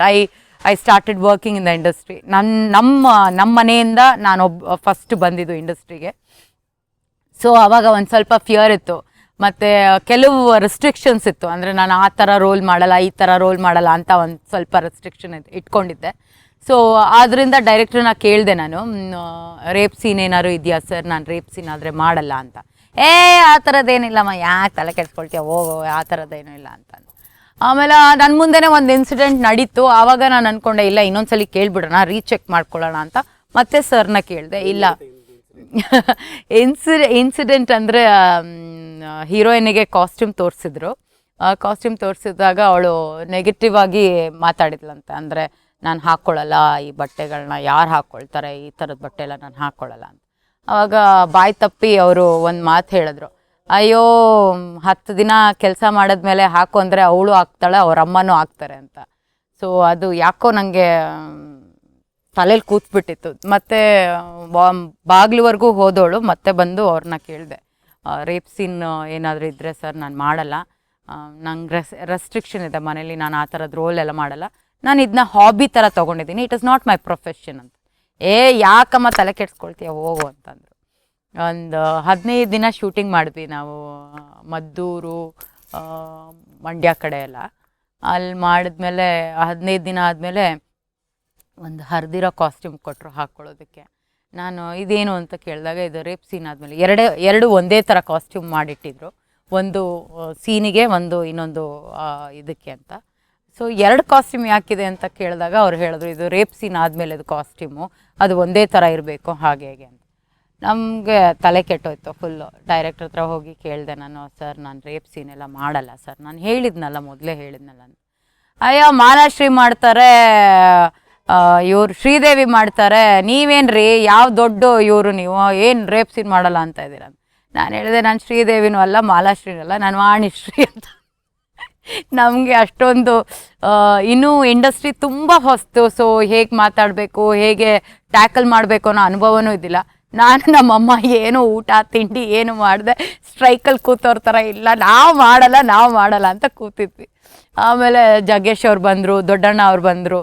ಅವರೆಲ್ಲ ಅದೇ ಹೇಳ್ತಾಯಿದ್ರು, ಹೊಸ ಹುಡುಗಿ ಅವಳಿಗೆ ಗೊತ್ತಿಲ್ಲ, ಅವಳು ಕೇಳಿದಾಳೆ ಅಂದಮೇಲೆ ನೀವು ಮಾಡೋಕ್ಕೆ ಇಷ್ಟ ಇಲ್ಲ ಅಂದರೆ ಬೇಕಾದಷ್ಟು ಜನ ಇದ್ದಾರೆ ಮಾಡೋಕ್ಕೆ, ಅಂಥವ್ರನ್ನ ಖರ್ಚು ಮಾಡಿಸೋತ್ತಾನೆ, ಈ ಹುಡುಗಿನೇ ಬೇಕು ಅಂತ ಏನು ಹಠ ಅಂತ ಹಂಗೆಲ್ಲ ಕೇಳಿದ್ರು. ನಂತರ ಆ ರೇಪ್ ಸೀನ್ ಮಾಡಲೇಬೇಕು ಅಂದರು. ಇಲ್ಲ ನಾನು ಮಾಡಲ್ಲ ಅಂದಿದ್ದಕ್ಕೆ ಒಂದು ಜೂನಿಯರ್ ಆರ್ಟಿಸ್ಟ್ ಹತ್ರ ಆ ರೇಪ್ ಸೀನ್ನ ಮಾಡಿಸಿದ್ರು. ಒಳಗಡೆ ಹೋಗೋದು ನಾನು, ಹೊರಗಡೆ ಬರೋದು ನಾನು. ಬಟ್ ರೇಪ್ ಸೀನ್ ಮಾಡಿರೋದೆಲ್ಲ ಜೂನಿಯರ್ ಆರ್ಟಿಸ್ಟು. ಒಂದು ತೆಳ್ಳಗೆ ಬೆಳ್ಳಗೆ ಇರೋ ಹುಡುಗಿ, ನನ್ನ ಹೈಟ್ ಅವಳನ್ನೇ ಕರ್ಕೊಂಡು ಬಂದು ರೇಪ್ ಸೀನ್ ಮಾಡಿಸಿದ್ಮೇಲೆ ನಾವೆಂಥ ಪೆದ್ರು, ಎಷ್ಟು ಮೂರ್ಖರು ಅನ್ನೋದಕ್ಕೆ ಅಂದರೆ ಈ ಇಂಡಸ್ಟ್ರಿ ಬಗ್ಗೆ ಏನೂ ಗೊತ್ತಿಲ್ಲ ಅನ್ನೋದಕ್ಕೆ ಇದೊಂದೇ ಎಕ್ಸಾಂಪಲ್ ಸಾಕು. ಯಾರೇ ಮಾಡಿದ್ರು, ಯಾರೇ ಇದು ಮಾಡಿದ್ರು, ಮುಖ ನಂದೇ ತಾನೇ ತೋರಿಸೋದು, ಅದು ಅರಿವೇ ಇಲ್ಲ. ಆಮೇಲೆ ಫುಲ್ ಟೆನ್ಷನ್ ಆಗೋಗಿತ್ತು ನನಗಂತ. ಆಮೇಲೆ ಜಗೇಶ್ ಅವ್ರ ಸರ್ ಮನೆಗೆ ಫೋನ್ ಮಾಡಿ, ಪ್ರಮಿಳಕ್ಕ ಮೋಸ್ಟ್ಲಿ ಫೋನ್ ಎತ್ತಿದ್ರು, ಸರ್ ಹತ್ರ ಮಾತಾಡಬೇಕು ಅಂತ ಕೇಳಿಬಿಟ್ಟು ನಾನು ಅವ್ರ ಹತ್ರ ಕೇಳಿದೆ, ಸರ್ ರೇಪ್ ಸೀನ್ ಆವಾಗ ಗುರುವಾರ ರಿಲೀಸ್ ಆಗ್ತಾಯಿತ್ತು ಫಿಲಮ್ಸ್ ಎಲ್ಲ. ಬುಧವಾರ ಫೋನ್ ಮಾಡಿಬಿಟ್ಟು ಕೇಳಿದೆ, ಸರ್ ರೇಪ್ ಸೀನ್ ಮಾಡಿದ್ದಾರೆ, ಆದರೆ ಜೂನಿಯರ್ ಆರ್ಟಿಸ್ಟ್ ಹಾಕ್ಕೊಂಡು ಮಾಡಿದ್ರು, ಮುಖ ನಂದೇ ಅಲ್ವಾ ಸರ್ ತೋರಿಸಿರೋದು, ಎಲ್ಲರೂ ನಾನೇ ಮಾಡಿದ್ದೀನಿ ಅಂದ್ಕೊಳ್ತಾರೆ ಅಂತ. ಆವಾಗ ತಲೆ ಕೆಡ್ಸ್ಕೊಳ್ಬೇಡಮ್ಮ, ಅದರಲ್ಲಿ ಏನೂ ಇಲ್ಲ, ಎಲ್ಲ ಕಟ್ಟಾಗೋಗಿದೆ ಅಂತಂದರು. ದೆನ್ ಆವಾಗ ನಿರಾಳ ಆಯಿತು. ಆಮೇಲೆ ಅಮ್ಮ ಏನು ಮಾಡಿದ್ರು, ಪಕ್ಕದ ಮನೆಯವ್ರಿಗೆ ದುಡ್ಡು ಕೊಟ್ಬಿಟ್ಟು ದಯವಿಟ್ಟು ಫಿಲಮ್ ಹೋಗಿ ನೋಡ್ಕೊಂಡು ಬನ್ನಿ, ಅದರಲ್ಲಿ ಏನಾದರೂ ಇದ್ದರೆ ನನ್ನ ಗಂಡ ಇದು ಮಾಡ್ತಾರೆ ಅಂದ್ಬಿಟ್ಟು ಕಳಿಸಿದ್ರು. ಅಲ್ಲೇನೂ ಇದ್ದಿಲ್ಲ. So I was okay with that. ಆಮೇಲೆ ರಾಮಮೂರ್ತಿ ಸರ್ ಜೊತೆ ನಾನು ವರ್ಕ್ ಮಾಡಿರೋದು ಒಂದು ಸೀರಿಯಲ್ ವರ್ಕ್ ಮಾಡಿದೆ. It was a long gap ಆಗಿತ್ತು. He was just laughing how innocent I was and way I was ಗಲಾಟೆ ಮಾಡ್ಕೊಂಡು ಕೂತಿದ್ದೆ ಅನ್ನೋದ್ರ ಬಗ್ಗೆ. ನಾನು ಮತ್ತೆ ಇದಾಗಿ ಸುಮಾರು ವರ್ಷ ಆದಮೇಲೆ ಮತ್ತೆ ಜಗ್ಗೇಶ್ ಅವ್ರ ಜೊತೆ ವರ್ಕ್ ಮಾಡುವಂಥ ಅವಕಾಶ ಸಿಕ್ತು ಆಫ್ಟರ್ ಅ ಲಾಂಗ್ ಗ್ಯಾಪ್. ಅಂದರೆ ನಾನು ಇದು ಅಲ್ಲಿ ರಾಮಾಚಾರಿ ಇಲ್ಲಿ ಬ್ರಹ್ಮಚಾರಿ ಮಾಡಿ ಸ್ವಲ್ಪ ಗ್ಯಾಪ್ ಆದಮೇಲೆ ಮತ್ತೆ ಕೆಲಸ ಮಾಡಿದೆ ಜಗ್ಗೇಶ್ ಅವ್ರ ಜೊತೆ. ನೀನು ಇನ್ನೂ ಇದೆಯಾ ಇಂಡಸ್ಟ್ರಿಯಲ್ಲಿ, ಓಡೋಟಾಗಿರ್ತೀಯ ಅಂದ್ಕೊಂಡಿದ್ದೆ ಅಂದರು. That was a real nice incident. ನಾನು ಅಂದ್ಕೊಂಡೆ ಯಾಕೆ ಹಿಂಗಂದ್ರು ಅಂತ. ಆಮೇಲೆ ಹೇಳಿದ್ರು, ನೀನು ರೇಪ್ ಸೀನ್ ಮಾಡಲ್ಲ ಅಂದ್ಬಿಟ್ಟು ಅಷ್ಟೆಲ್ಲ ನಕ್ರ ಮಾಡಿದೆ, ನೀನು ಇಂಡಸ್ಟ್ರಿಯಲ್ಲೇ ಇರಲ್ಲ, ಓಡೋಟಾಗಿರ್ತೀಯ ಅಂದ್ಕೊಂಡೆ, ಪರವಾಗಿಲ್ಲ, ಯು ಹ್ಯಾವ್ ಸರ್ವೈವ್ಡ್ ಅಂತ ಅಂದರು. It was a compliment to me ಅಷ್ಟೇ. ಆ್ಯಕ್ಚುಲಿ ಆ ಥರದ ರೋಲ್ಸ್ ಯಾವುದು, I was more choosy and more ಮಾತಾಡೋದೆಲ್ಲ ಒಂದು ಸ್ವಲ್ಪ ಕಲ್ತಿದ್ದೆ. So I was very clear in my terms and conditions before agreeing. So ಅದರಿಂದ ಆ ಥರದ್ದು ಯಾವ ಇನ್ಸಿಡೆಂಟು ಆಗಲಿಲ್ಲ. ಆಮೇಲೆ ನಾನು ಸೀರಿಯಲ್ ಆಗಿರ್ಬೋದು, ಫಿಲಮ್ ಲೈಫಲ್ಲಿ ಆಗಿರ್ಬೋದು, ಒಂದು ಬಿಟರ್ ಎಕ್ಸ್ಪೀರಿಯನ್ಸ್ ಅಂತ ಏನೋ ಹೇಳ್ತಾರೆ, it was almost like life threatening ಅಂತಾರಲ್ಲ, ಆ ಥರದ ಎಕ್ಸ್ಪೀರಿಯನ್ಸ್ ಒಂದೆರಡು ಆಯಿತು. ಒಂದು ಬಂದು ರಂಜಿತಾ ಅನ್ನೋ ಒಂದು ಚಿತ್ರನ ಮಾಡ್ತಾಯಿದ್ದೆ ನಾನು. ಶ್ರುತಿ ಅವರು ಹೀರೋಯಿನ್ ಆಗಿ ಆ್ಯಕ್ಟ್ ಮಾಡ್ತಾಯಿದ್ರು. ಸೊ ಅದರಲ್ಲಿ ಒಂದು ನನ್ನ ಪಾತ್ರ ಬಂದು ಅವ್ರ ನಾದಿನಿ ಕ್ಯಾರೆಕ್ಟ್ರು. ನಾನು ಅವಳನ್ನ ಸಾಯಿಸೋ ಮಟ್ಟಕ್ಕೆ ಹೋಗುವಂಥ ಕ್ಯಾರೆಕ್ಟ್ರು. ಅವಳ ಸೀರೆನ ಸುಟ್ಟು ಅವಳಿಗೆ ಬೆಂಕಿ ಹಚ್ಚೋ ಸೀನು. ಅದರಲ್ಲಿ ಏನಾಯಿತು ಅಂದರೆ ಅವಾಗೆಲ್ಲ ರೀಲ್ಸ್ ಓಡ್ತಾ ಇದ್ರಿಂದ ಒಂದು 10 ಮಾನಿಟ್ರ್ ಮಾಡಿದ ಮೇಲೇ ಒಂದು ಟೇಕ್ ಮಾಡ್ತಾಯಿದ್ರು. ಏನಕ್ಕೆ ಜಾಸ್ತಿ ಖರ್ಚಾಗಬಾರ್ದು, ಬಜೆಟ್ ಜಾಸ್ತಿ ಆಗುತ್ತೆ ಅನ್ನೋ ಉದ್ದೇಶದಿಂದ. ನಾವು ಶೂಟಿಂಗ್ ಮಾಡ್ತಾ ಇದ್ದಿದ್ದು ಹರಿಶ್ಚಂದ್ರ ಘಾಟ್ ಹತ್ರ. ಆ ಚಿತ್ರದ ಶೂಟಿಂಗ್ ಟೈಮಲ್ಲಿ ಅವರು ನನ್ನ ಕ್ಲೋಸಪ್ ಇಟ್ಕೊಂಡಿದ್ರು. ಒಂದು ಸೀರೆದು ಪಲ್ಲು, ಅದಕ್ಕೆ ನಾನು ಹೀಗೆ ಬೆಂಕಿ ಹಚ್ಚೋದು, ನನ್ನ ಮುಖ, ಆ ಸೀರೆದು ಪಲ್ಲು ಮತ್ತು ಆ ಬೆಂಕಿ ಹಚ್ಚೋ ಶಾಟ್. ಆ ಶಾಟಿಗೆ ಏನು ಮಾಡಿದ್ರು, ನೀರಲ್ಲಿ ಬಿಸಿನೀರಲ್ಲಿ ಅದ್ದುಬಿಟ್ಟು ಆಮೇಲೆ ಸೀಮೆಣ್ಣಲ್ಲಿ ಅದ್ದಿ ಸೀರೆದು ಇದನ್ನ ಪಲ್ಲುನ ಇದು ಮಾಡಿ ಹಿಂಡಿ ಶಾಟಿಗೆ ಇಟ್ಟರು. ಒಂದು 10 ಮಾನಿಟ್ರ್ ಆದಮೇಲೆ 11ನೇ ಟೇಕಿಗೆ ಹಚ್ಚೋಕ್ಕೆ ನಾನು ರೆಡಿ ಆದೆ. ಅಷ್ಟೊತ್ತಿಗೆ ಡೈರೆಕ್ಟ್ರ್ ಆ್ಯಕ್ಷನ್ ಅಂದ ತಕ್ಷಣ ಹಿಂಗೆ ಹಚ್ಚಿದ ತಕ್ಷಣ ಅದು ಬಗ್ ಅಂತ ಹತ್ಕೊಂಡ್ಬಿಡ್ತು. ಆಲ್ಮೋಸ್ಟ್ ನಾನು ಹಿಂದೆ ಆ ಬೆಂಕಿ ರಭಸಕ್ಕೆ ಹಿಂದೆ ಬಿದ್ದೆ. ಇಲ್ಲ ಅಂದಿದ್ರೆ ಮೋಸ್ಟ್ಲಿ ನನ್ನ ಮುಖ ಸುಟ್ಟು ಹೋಗಿರೋದು ಏನೋ ಗೊತ್ತಿಲ್ಲ. ಯಾಕೆಂದರೆ ಅವರು 10 ಮಾನಿಟ್ರ್ ಮಾಡೋ ಅಷ್ಟೊತ್ತಿಗೆ ಸೀರೆ ಅದು ಕಾಟನ್ ಸೀರೆ ಆಗಿರೋದ್ರಿಂದ ಫುಲ್ ಡ್ರೈ ಆಗೋಗಿತ್ತು. 11ನೇ ಟೇಕ್ ಟೈಮಲ್ಲಿ ಫುಲ್ ಡ್ರೈ ಆಗಿ ಒಂದೇ ಸಲ ಬೆಂಕಿ ಹತ್ಕೊಂಡ್ಬಿಡ್ತು. ಇದೊಂದು ಇನ್ಸಿಡೆಂಟು. ಇನ್ನೊಂದು ಇನ್ಸಿಡೆಂಟ್ ಬಂತು, ನಾನು ಸೀರಿಯಲಲ್ಲಿ ಮಾಂಗಲ್ಯ ಅಂತ ಒಂದು ಸೀರಿಯಲ್ ಮಾಡ್ತಾಯಿದ್ದೆ. ಇದು ಬಹುಶಃ ನಾನು ಮೊದಲು ಒಂದು TV ಶೋ ಅಲ್ಲಿ ಹೇಳ್ಕೊಂಡಿದ್ದೆ. ನಾನು ಮಾಂಗಲ್ಯನ ಶೋ ಮಾಡ್ತಾ ಇರಬೇಕಾದ್ರೆ ಒಂದು ನೇಣ ಹಾಕ್ಕೊಳ್ಳೋ ಸೀನ್, ಅದು ನೇಣ ಹಾಕ್ತಾರೆ ನನಗೆ. ಡೈರೆಕ್ಟ್ರು ಹೇಳಿದ್ರು, ಇಲ್ಲ ನಮ್ಮ ಇವರು ಸ್ಟಂಟ್ ಮಾಸ್ಟ್ರು ಬಂದುಬಿಟ್ಟಿದ್ದಾರೆ, ಫಸ್ಟು ಆ ನೇಣ ಹಾಕ್ಕೊಳ್ಳೋ ಸೀನ್ ಮಾಡಿಬಿಡೋಣ, ಆಮೇಲೆ ಹಿಂದೆದು ಮುಂದೆದು ಮಾಡ್ಕೊಳ್ತೀವಿ ಬ್ರೇಕ್ ಆದಮೇಲೆ ಅಂತಂದು, ಬಿಕಾಸ್ ಮಧ್ಯಾಹ್ನದ ಮೇಲೆ ಅವ್ರು ಇರಲ್ಲ ಅಂತ. ಸರಿ ಆಯಿತು ಅಂತ ಹೇಳಿದೆ. ಸ್ಟ್ರಿಂಗ್ಸ್ ಎಲ್ಲ ಕೊಟ್ಟಿದ್ದು, ಸ್ಟ್ರಿಂಗ್ಸ್ ಎಲ್ಲ ಹಾಕ್ಕೊಂಡೆ, ಎಲ್ಲ ಮಾಡಿದೆ. ಅದಕ್ಕಿಂತ ಮುಂಚೆ ಬೇರೆ ಆ್ಯಕ್ಟಿಂಗ್ ಎಲ್ಲ ಮಾಡಿದೆ, ನೇಣ ಹಾಕಿರೋ ಥರ ಆ್ಯಕ್ಟಿಂಗ್ ಎಲ್ಲ ಮಾಡಿದೆ, ಇದು ಮಾಡಿದೆ. ಕ್ಯಾಮ್ರಾ ಲೋ ಆ್ಯಂಗಲ್ಗೆ ಹೋದ ತಕ್ಷಣ ಸ್ಟ್ರಿಂಗ್ ಕಾಣೋದಕ್ಕೆ ಶುರು ಆಯಿತು. ಸ್ಟ್ರಿಂಗ್ ಕಾಣ್ತಾ ಇದೆ ಮೇಡಮ್, ಸೀರೆಯಲ್ಲಿ ಸುತ್ತಬಿಡ್ತೀವಿ ಅಂತಂದರು. ನನಗೆ ತಲೆಗೆ ಹೋಗಲಿಲ್ಲ. ಸೀರೆಯಲ್ಲಿ ಸುತ್ತಿದ್ರೆ ಸ್ಟ್ರಿಂಗು ಎಳೆದ್ರೂ ನನ್ನ ಬಟ್ಟೆ ಎಳೆದು ನನ್ನನ್ನು ಎಳೆದು ಬಿಡುತ್ತೆ ಅನ್ನೋದು ತಲೆಗೆ ಹೋಗಲಿಲ್ಲ. ಸ್ಟ್ರಿಂಗಿಗೆ ಬಟ್ಟೆನ ನೀಟಾಗಿ ಸುತ್ತಬಿಟ್ಟು ಇವಾಗ ಜಂಪ್ ಮಾಡಿ ಅಂದರು ಇದ್ರ ಟೇಬಲಿಂದ. ನಾನು ಜಂಪ್ ಮಾಡಿದ ತಕ್ಷಣ ಎಳೆದುಬಿಡ್ತು. ಡೈರೆಕ್ಟ್ರು, ನಾನು ಆಮೇಲೆ ಎಡಿಟಿಂಗ್ ರೂಮಿಗೆ ಹೋದ್ಮೇಲೆ ನೋಡಿದೆ, ಡೈರೆಕ್ಟ್ರು ಹೇಳ್ತಾ ಇದ್ದಾರೆ, ನಲ್ಲ ಪಂಡ್ರಿಂಗೆ ಪಣ್ಣುಂಗೋ ಎಲ್ಲಿ ಪಣ್ಣುಂಗೋ, ನಿಜವಾಗ್ಲೂ ನೇಣ ಹಾಕ್ಕೊಂಡ್ಬಿಟ್ಟಿದೆ ಅಂತ ಯಾರಿಗೂ ಗೊತ್ತಾಗಲಿಲ್ಲ. ಸಡನ್ನಾಗಿ ಅಲ್ಲಿ ರಿಯಲೈಸ್ ಮಾಡ್ಕೊಂಡಿದ್ದು ನಮ್ಮ ಸೆಟ್ ಡೈರೆಕ್ಟ್ರು ರಿಯಲೈಸ್ ಮಾಡಿಕೊಂಡು ಬಂದುಬಿಟ್ಟು ನನ್ನನ್ನು ಜಗ್ಗಿ ಎಳೆದು ಕರ್ಕೊಂಡು ಬಂದರು. ಆ ಟೈಮಲ್ಲಿ ನೇಣ ಹಾಕ್ಕೊಂಡ್ರೆ ಹೇಗಿರುತ್ತೆ ಅನ್ನೋ ಎಕ್ಸ್ಪೀರಿಯೆನ್ಸ್ ನನ್ನ ಹತ್ರನೇ ಕೇಳಬೇಕು. It will be like a electric shock. ಮತ್ತು ಇನ್ನೊಂದು ಏನಂತಾರೆ ಅಂದರೆ, ತುಂಬ ಪ್ರೀತಿಸೋರು ನಮ್ಮ ಕಣ್ಮುಂದೆ ಬಂದು ಹೋಗ್ತಾರೆ ಅಂತ ಹೇಳ್ತಾರೆ ಸಾಯೋ ಸ್ಟೇಜಲ್ಲಿ. So it was my daughter. ನನ್ನ ಡಾಟ್ರ್ ಮುಖ ಈ ಫಿಲಮಲ್ಲಿ ತೋರಿಸೋ ಥರ ಹಿಂಗೆ ಬಂದು ಹೋಯಿತು. ನೆಕ್ಸ್ಟು ನಾನು ರಿವೈವ್ ಆದಾಗ ನಂಗೆ ಸೋಫಾದ ಮೇಲೆ ಮಲಗಿದೆ, ಎಲ್ಲರೂ ಕೈ ಕಾಲು ಉಜ್ಜುತ್ತಾ ಇದ್ರು, ಹಾಕೊಂಡು ಫುಲ್ ತಣ್ಣಗಾಗೋಗಿತ್ತು ಬಾಡಿ. ಆಮೇಲೆ ಡೈರೆಕ್ಟ್ರ್ ಬಂದು ಕೇಳಿದ್ರು, ಮೇಡಮ್ ಹಾಸ್ಪಿಟ್ಲಿಗೆ ಹೋಗ್ತೀರಾ, ಡಾಕ್ಟ್ರನ್ನ ಕರೆಸ್ಬೇಕಾ, ಹಾಗೆ ಹೀಗೆ. ಏನಕ್ಕೆ ಮಧ್ಯಾಹ್ನದ ಮೇಲೆ ಬೇರೆ ಸೀನ್ಗಳೆಲ್ಲ ಇದೆ, ಮತ್ತು ಇದೇ ಸೀನು ಮತ್ತೆ ಮಾಡಬೇಕು, ಅದು ಸರಿ ಬರಲಿಲ್ಲ, ನಾವು ಕಟ್ ಮಾಡಿಬಿಟ್ವಿ ಶಾರ್ಟ್ ಅಂತ. ನಾನು ಹೇಳಿದೆ, ಇಲ್ಲ ಪರವಾಗಿಲ್ಲ ನಾನು ಮಾಡ್ತೀನಿ ಅಂತ. ದೆನ್ ಮಾಡಿದೆ. ಬಟ್ ನಾನು ಕೆಲವು ಟೈಮ್ ಅದನ್ನೇ ನಾನು ಯೋಚನೆ ಮಾಡೋದು. ಆ ಥರ ನಾವು ಕೆಲಸ ಮಾಡಿದ ಮೇಲೆ ಎಷ್ಟು ಜನ ಅದನ್ನು ನೆನ್ಪಿಟ್ಕೊಳ್ತಾರೆ, ಇಲ್ಲ ಇವರು ಆ ಸ್ಟೇಜಿಗೆ ಹೋದ್ಮೇಲೆನೂ ಮತ್ತೆ ಕೆಲಸ ಮಾಡಿದ್ದಾರೆ ಅಂತ ಯಾರೂ ನೆನ್ಪಿಟ್ಕೊಳ್ಳಲ್ಲ, ಅಥವಾ ಕರೆದು ನಮ್ಮನ್ನ ಮತ್ತೆ ಅವಕಾಶ ಕೊಡ್ತಾರೆ ಅನ್ನೋದು ಅದೆಲ್ಲ ಸುಳ್ಳು. ನಂಗೆ ಆ ಥರದ್ದು ಯಾವುದೂ ಎಕ್ಸ್ಪೀರಿಯನ್ಸೇ ಆಗಿಲ್ಲ. ಇನ್ನೊಂದು ನನಗೆ ಆ ಮೂಮೆಂಟಲ್ಲಿ ಅನಿಸಿದ್ದು ಏನು ಅಂದರೆ, it is only a loss. ಇವಾಗ ನಾನು ಅವತ್ತು ಹೋಗಿದ್ರೆ it was only a loss to my family. I think ಯಾವ ಡಿಫ್ರೆನ್ಸು ಆಗ್ತಾಯಿದ್ದಿಲ್ಲ, ಎಲ್ಲೂ ಯಾವ ಡಿಫ್ರೆನ್ಸು ಆಗ್ತಾಯಿದ್ದಿಲ್ಲ ಅಂತ. ಇವಾಗಿನ ಹುಡುಗಿರು ಚಿತ್ರರಂಗಕ್ಕೆ ಬರೋಕ್ಕಿಂತ ಮುಂಚೆ they are so stable mind, ಅಂದರೆ ಎಷ್ಟು ಪ್ರಿಪೇರ್ ಆಗಿ ಬಂದಿರ್ತಾರೆ ಅಂದರೆ, I had a experience where one girl just set, ಇಲ್ಲ ನಾನು ನೇಣ ಹಾಕೊಳ್ಳೋ ಸೀನ್ ಮಾಡಲ್ಲ, ನನಗೆ ಅದು ನೆಗೆಟಿವ್ ವೈಬ್ಸ್ ಬರುತ್ತೆ, ನನಗೆ ಇಷ್ಟ ಇಲ್ಲ. ಮತ್ತು ಇನ್ನೊಬ್ಬರು ಶ್ರೀಶೈಲಮ್ ಅಂತ ಒಬ್ಬರು ಆರ್ಟಿಸ್ಟ್ ಇದ್ದರು, ಅವ್ರ ಹೆಂಡತಿ ಕೂಡ ಒಂದು ಇದೇ ರಾಮಮೂರ್ತಿ ಸರ್ ಅವ್ರದ್ದು ಡೈರೆಕ್ಷನಲ್ಲಿ ಒಂದು ಸೀರಿಯಲ್ ಮಾಡ್ತಾಯಿದ್ವಿ, ಅದರಲ್ಲಿ ನನ್ನ ತಾಯಿ ಪಾತ್ರ ಮಾಡ್ತಾಯಿದ್ರು. ಅವರು ಮಾಡೋದಕ್ಕೆ ಕೇಳಿಲ್ಲ, ಇಲ್ಲಮ್ಮ ಬರೀ ನಾವು ನಿಮ್ಮ ಕಾಲು ತೋರಿಸ್ತೀವಿ, ಇಲ್ಲ ಸರ್ ಆಗಲ್ಲ ನಾನು ಮಾಡಲ್ಲ ಅಂತ. ನಾನು ಆವಾಗ ಅಷ್ಟೆಲ್ಲ ಮಾಡಬಾರ್ದು ಅನ್ನೋದು ಯಾವುದೂ ಇದಿಲ್ಲ. ಹೋಗ್ಬಿಟ್ಟು ಮುಳ್ಳಿನ ಇದ್ರ ಮೇಲೆ ನಿಲ್ಲಿಸಿದ್ರು, ಅಲ್ಲೂ ನಿಂತ್ಕೊಳ್ತಿದ್ದೆ, ಹೋಗಿ ಆ್ಯಕ್ಟ್ ಮಾಡ್ತಾಯಿದ್ದೆ. ಎಲ್ಲಿ ಕೊಚ್ಚೆ ಗಿಚ್ಚೆ ಎಲ್ಲಿ ಏನಿದ್ರು ಹೋಗಿ ಅಲ್ಲಿಂದ ಓಡ್ಕೊಂಡು ಬರಬೇಕು ಅಂದರು, ಏನೂ ನೋಡ್ತಾ ಇದ್ದಿಲ್ಲ, ಓಡ್ಕೊಂಡು ಬರ್ತಾಯಿದ್ದೆ. ಈ ಥರದ್ದೆಲ್ಲ ಮೋಸ್ಟ್ಲಿ ಇವಾಗ ಯೋಚನೆ ಮಾಡಿದ್ರೆ ಅನಿಸುತ್ತೆ, ಅಯ್ಯೋ ಹೌದಲ್ವಾ ನಾನು ಹೇಳಬೇಕಾಗಿತ್ತು, ಮಾಡಲ್ಲ ಅಂತ, ಯಾಕೆ ಮಾಡಿದೆ ಅಂತ ಅನಿಸುತ್ತೆ. ಬಟ್ ಇಟ್ ಆಲ್ ಎಕ್ಸ್ಪೀರಿಯನ್ಸ್ ಅನಿಸುತ್ತೆ. ಮತ್ತು ನಾವು ಅನುಭವಿಸ್ದಾಗ ಮಾತ್ರ ನಮ್ಗೆ ಗೊತ್ತಾಗೋದು, ಇದು ಮಾಡಬಾರ್ದು, ಇದು ಮಾಡಬೇಕು, ಇದು ಸರಿ, ಇದು ತಪ್ಪು ಅಂತ. ಭಾಳಷ್ಟು ಎಕ್ಸ್ಪೀರಿಯನ್ಸ್ ನಮ್ಮ ಚಿತ್ರರಂಗದಿಂದ, ಸೀರಿಯಲ್ ಕಿರುತೆರೆಯಿಂದ, ಈ ಥರದ ಎಕ್ಸ್ಪೀರಿಯನ್ಸ್ಗಳು it has made me grow, ಕಲಿಸಿದೆ, ಬೆಳೆಸಿದೆ. ಎಲ್ಲರೂ ಲೈಫಲ್ಲೂ ಒಂದು ಟರ್ನಿಂಗ್ ಪಾಯಿಂಟ್ ಅಥವಾ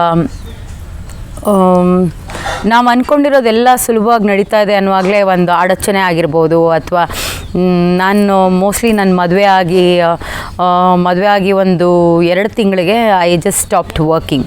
ಅಂದರೆ ನನ್ನ ಸೀರಿಯಲ್ಸ್ ಎಲ್ಲ ಮುಗ್ದೋಗಿತ್ತು, ಫಿಲಮ್ಸು ಕಂಪ್ಲೀಟ್ ಆಗಿತ್ತು. ಸೊ ಅದರಿಂದ I took a break, I took a back seat ಅಂತಾರಲ್ಲ ಆ ಥರ.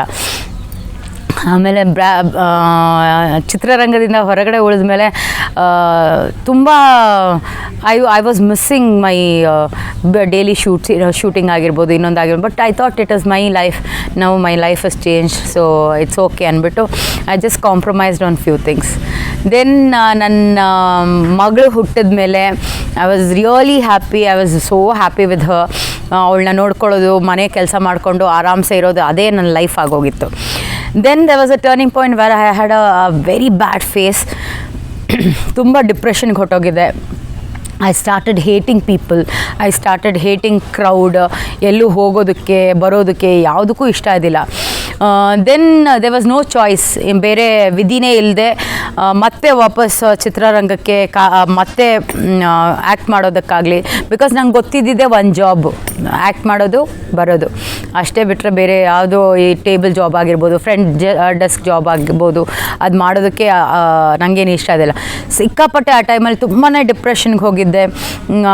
ತುಂಬಾ ವೆರಿ ಬ್ಯಾಡ್ ಫೇಸ್ ಅಂತಾರಲ್ಲ ಆ ಥರ. ಒಂದು ಕಡೆ ನನ್ನ ಮಗಳು ತುಂಬ ಪುಟ್ಟೋಳಿದ್ಲು, ಅವಳನ್ನ ಬಿಟ್ಟು ಕೆಲಸಕ್ಕೆ ಹೋಗುವಂಥ ಪರಿಸ್ಥಿತಿ ಇತ್ತು. ಬಟ್ ಹೋಗೋದಕ್ಕೂ ಮನಸ್ಸಿಲ್ಲ, ಈ ಕಡೆ ಮಗು ಜೊತೆ ಇರೋದಕ್ಕೂ ಆಗ್ತಾಯಿದ್ದಿಲ್ಲ. ಬಟ್ ವರ್ಕ್ ಮಾಡದೆ ಬೇರೆ ವಿಧಿ ಇಲ್ಲ ಅಂತ ಅಂದಾಗ then I had a couple of counsellings. ಮತ್ತು I used to hate men to the core. ಮತ್ತು ಕೌನ್ಸ್ಲಿಂಗು ಅದು ಇದು ಎಲ್ಲ ಆದಮೇಲೆ ದೇ ಸ್ಟಾರ್ಟೆಡ್ ಟೆಲ್ಲಿಂಗ್ ಎಲ್ಲರೂ ಕೆಟ್ಟೋರಿಲ್ಲ, ಎಲ್ಲರೂ ಒಂದೇ ಥರ ಇರಲ್ಲ, there are good people in the world, ನೋಡು ನೀನು ರಿಯಲೈಸ್ ಮಾಡು, ಹಾಗೆ ಹೀಗೆ ಅಂತೆಲ್ಲ ಹೇಳಿ ಐ ಕುಡ್ ಲಿಟಲ್, ಅಂದರೆ ನನ್ನನ್ನು ನಾನು ಓಕೆ ನಾನು ಕೆಲಸ ಮಾಡಬಲ್ಲೆ, ನನ್ನ ಮಗಳನ್ನ ನಾನು ನೋಡ್ಕೊಳ್ಬಲ್ಲೆ ಅನ್ನೋ ಸ್ಟೇಜಿಗೆ ಬಂದೆ. ಆಮೇಲೆ rest all is a history. Till today, by God's grace, ದೇವ್ರ ದಯೆಯಿಂದ I am really happy. My decisions are really ಆ ಟೈಮಲ್ಲಿ ಆ ಡಿಪ್ರೆಷನ್ ಟೈಮಲ್ಲಿ ನಂಗೆ ಅನಿಸಿದ್ದು ನಾನೆಲ್ಲೋ ತಪ್ಪು ಮಾಡಿದ್ನೇನೋ, ನನ್ನ ಡಿಸಿಷನ್ ತಪ್ಪಿತ್ತು ಅಂತ ಇವತ್ತು ರಿಯಲೈಸ್ ಮಾಡ್ಕೊಳ್ತಾ ಇದ್ದೀನಿ. ಯಾವುದೇ ಒಂದು ನಾವು ಸ್ಟೆಪ್ ತೊಗೊಳ್ಬೇಕಾದ್ರೂ if we are firm in our decisions ಖಂಡಿತವಾಗ್ಲೂ ಅದು ತಪ್ಪು ಹೋಗಲ್ಲ ಅನ್ನೋದಕ್ಕೆ ಇವತ್ತು ನಾನು ಈ ಪೊಸಿಷನಲ್ಲಿ ಇದ್ದು ನಿಮ್ಮ ಜೊತೆ ಮಾತಾಡ್ತಾ ಇದ್ದೀನಿ ಅಂದರೆ it has given me lot of strength ಕೊಟ್ಟಿದೆ, ನನ್ನನ್ನು ನಾನು ಸಂಭಾಳಿಸ್ಕೊಳ್ಳೋದಕ್ಕೆ ಶಕ್ತಿ ಕೊಟ್ಟಿದೆ. ಸೊ ಆ ಥರ ಆ ಡಿಪ್ರೆಷನಿಂದ ಹೊರಗಡೆ ಬಂದು ಈಗ ನನ್ನ ಕಾಲ ಮೇಲೆ ನಾನು ನಿಂತ್ಕೊಂಡು ನನ್ನ ಮಗಳಿಗೊಂದು ಏನಾದರೂ ಮಾಡೋದಕ್ಕೆ ಆಗಿದೆ ಅಂದರೆ it is only because of my strength. ಮತ್ತು to get back to work, ನಾನು ಹೇಳಿದಾಗೆ ಸೆಕೆಂಡ್ ಇನ್ನಿಂಗ್ಸ್ ಅಂತ ಏನಂತೀವ ನಾವು, ಸೆಕೆಂಡ್ ಇನ್ನಿಂಗ್ಸ್ ಅಂತ ಏನು ಹೇಳ್ತೀವಿ ನಾನು, ಆಫ್ಟರ್ ಶಾರ್ಟ್ ಬ್ರೇಕ್ ಮತ್ತೆ ವಾಪಸ್ ಕೆಲಸಕ್ಕೆ ಬರಬೇಕಾಗಿತ್ತು. ಆವಾಗ ಬಾಲಾಜಿ ಸೆಕೆಂಡ್ ಇನ್ನಿಂಗ್ಸ್ ಅಂತ ಏನು ಹೇಳ್ತೀವಿ ನಾವು, ಮತ್ತೆ ಒಂದು ಗ್ಯಾಪ್ ತೊಗೊಂಡ್ಮೇಲೆ ಮತ್ತೆ ನಾನು ಇಂಡಸ್ಟ್ರಿಗೆ ವಾಪಸ್ ಬಂದಿರೋದು ಟೆಲಿ ಫಿಲಮಿಂದ. ಅಮ್ಮ ನಾಗಮ್ಮ ಅಂತ ಒಂದು ಸೀರಿಯಲ್ ಮಾಡ್ತಾಯಿದ್ರು. ಸೊ ದಟ್ ವಾಸ್ ಮೈ ರೀ ಎಂಟ್ರಿ ಟು ದ ಇಂಡಸ್ಟ್ರಿ. ಅದರಲ್ಲಿ ಒಂದು ಆ್ಯಕ್ಚುಲಿ ಅದಕ್ಕಿಂತ ಮುಂಚೆ ಬಾಲಾಜಿ ಪ್ರೊಡಕ್ಷನಿಂದ ಒಂದು ಸೀರಿಯಲ್ ಕೇಳಿದರು, which was a title role, heroine character ಕೇಳಿದರು. ಬಟ್ ಅದು ಫುಲ್ ಟೈಮ್ ಕೆಲಸ ಮಾಡಬೇಕಾಗಿತ್ತು, ಒಂದು 15ರಿಂದ 20 ದಿನ. ಸೊ ಅದು ನಂಗೆ ಕಷ್ಟ ಆಗ್ತಾಯಿತ್ತು ಆ ಪರಿಸ್ಥಿತಿಲಿ, ಬಿಕಾಸ್ ಮಗು ತುಂಬ ಚಿಕ್ಕವಳಿದ್ಲು, 1.5 ವರ್ಷ ಏನೋ ಆಗಿತ್ತು ಅವಳಿಗೆ. ಸೊ ಮತ್ತೆ ಎಂಟ್ರಿ ಮಾಡೋದು, ಅಷ್ಟೊಂದು ದಿನಗಳು ಒಂದೇ ಪ್ರಾಜೆಕ್ಟಿಗೆ ಕೊಡೋದು ಕಷ್ಟ ಆಗ್ತಾಯಿತ್ತು.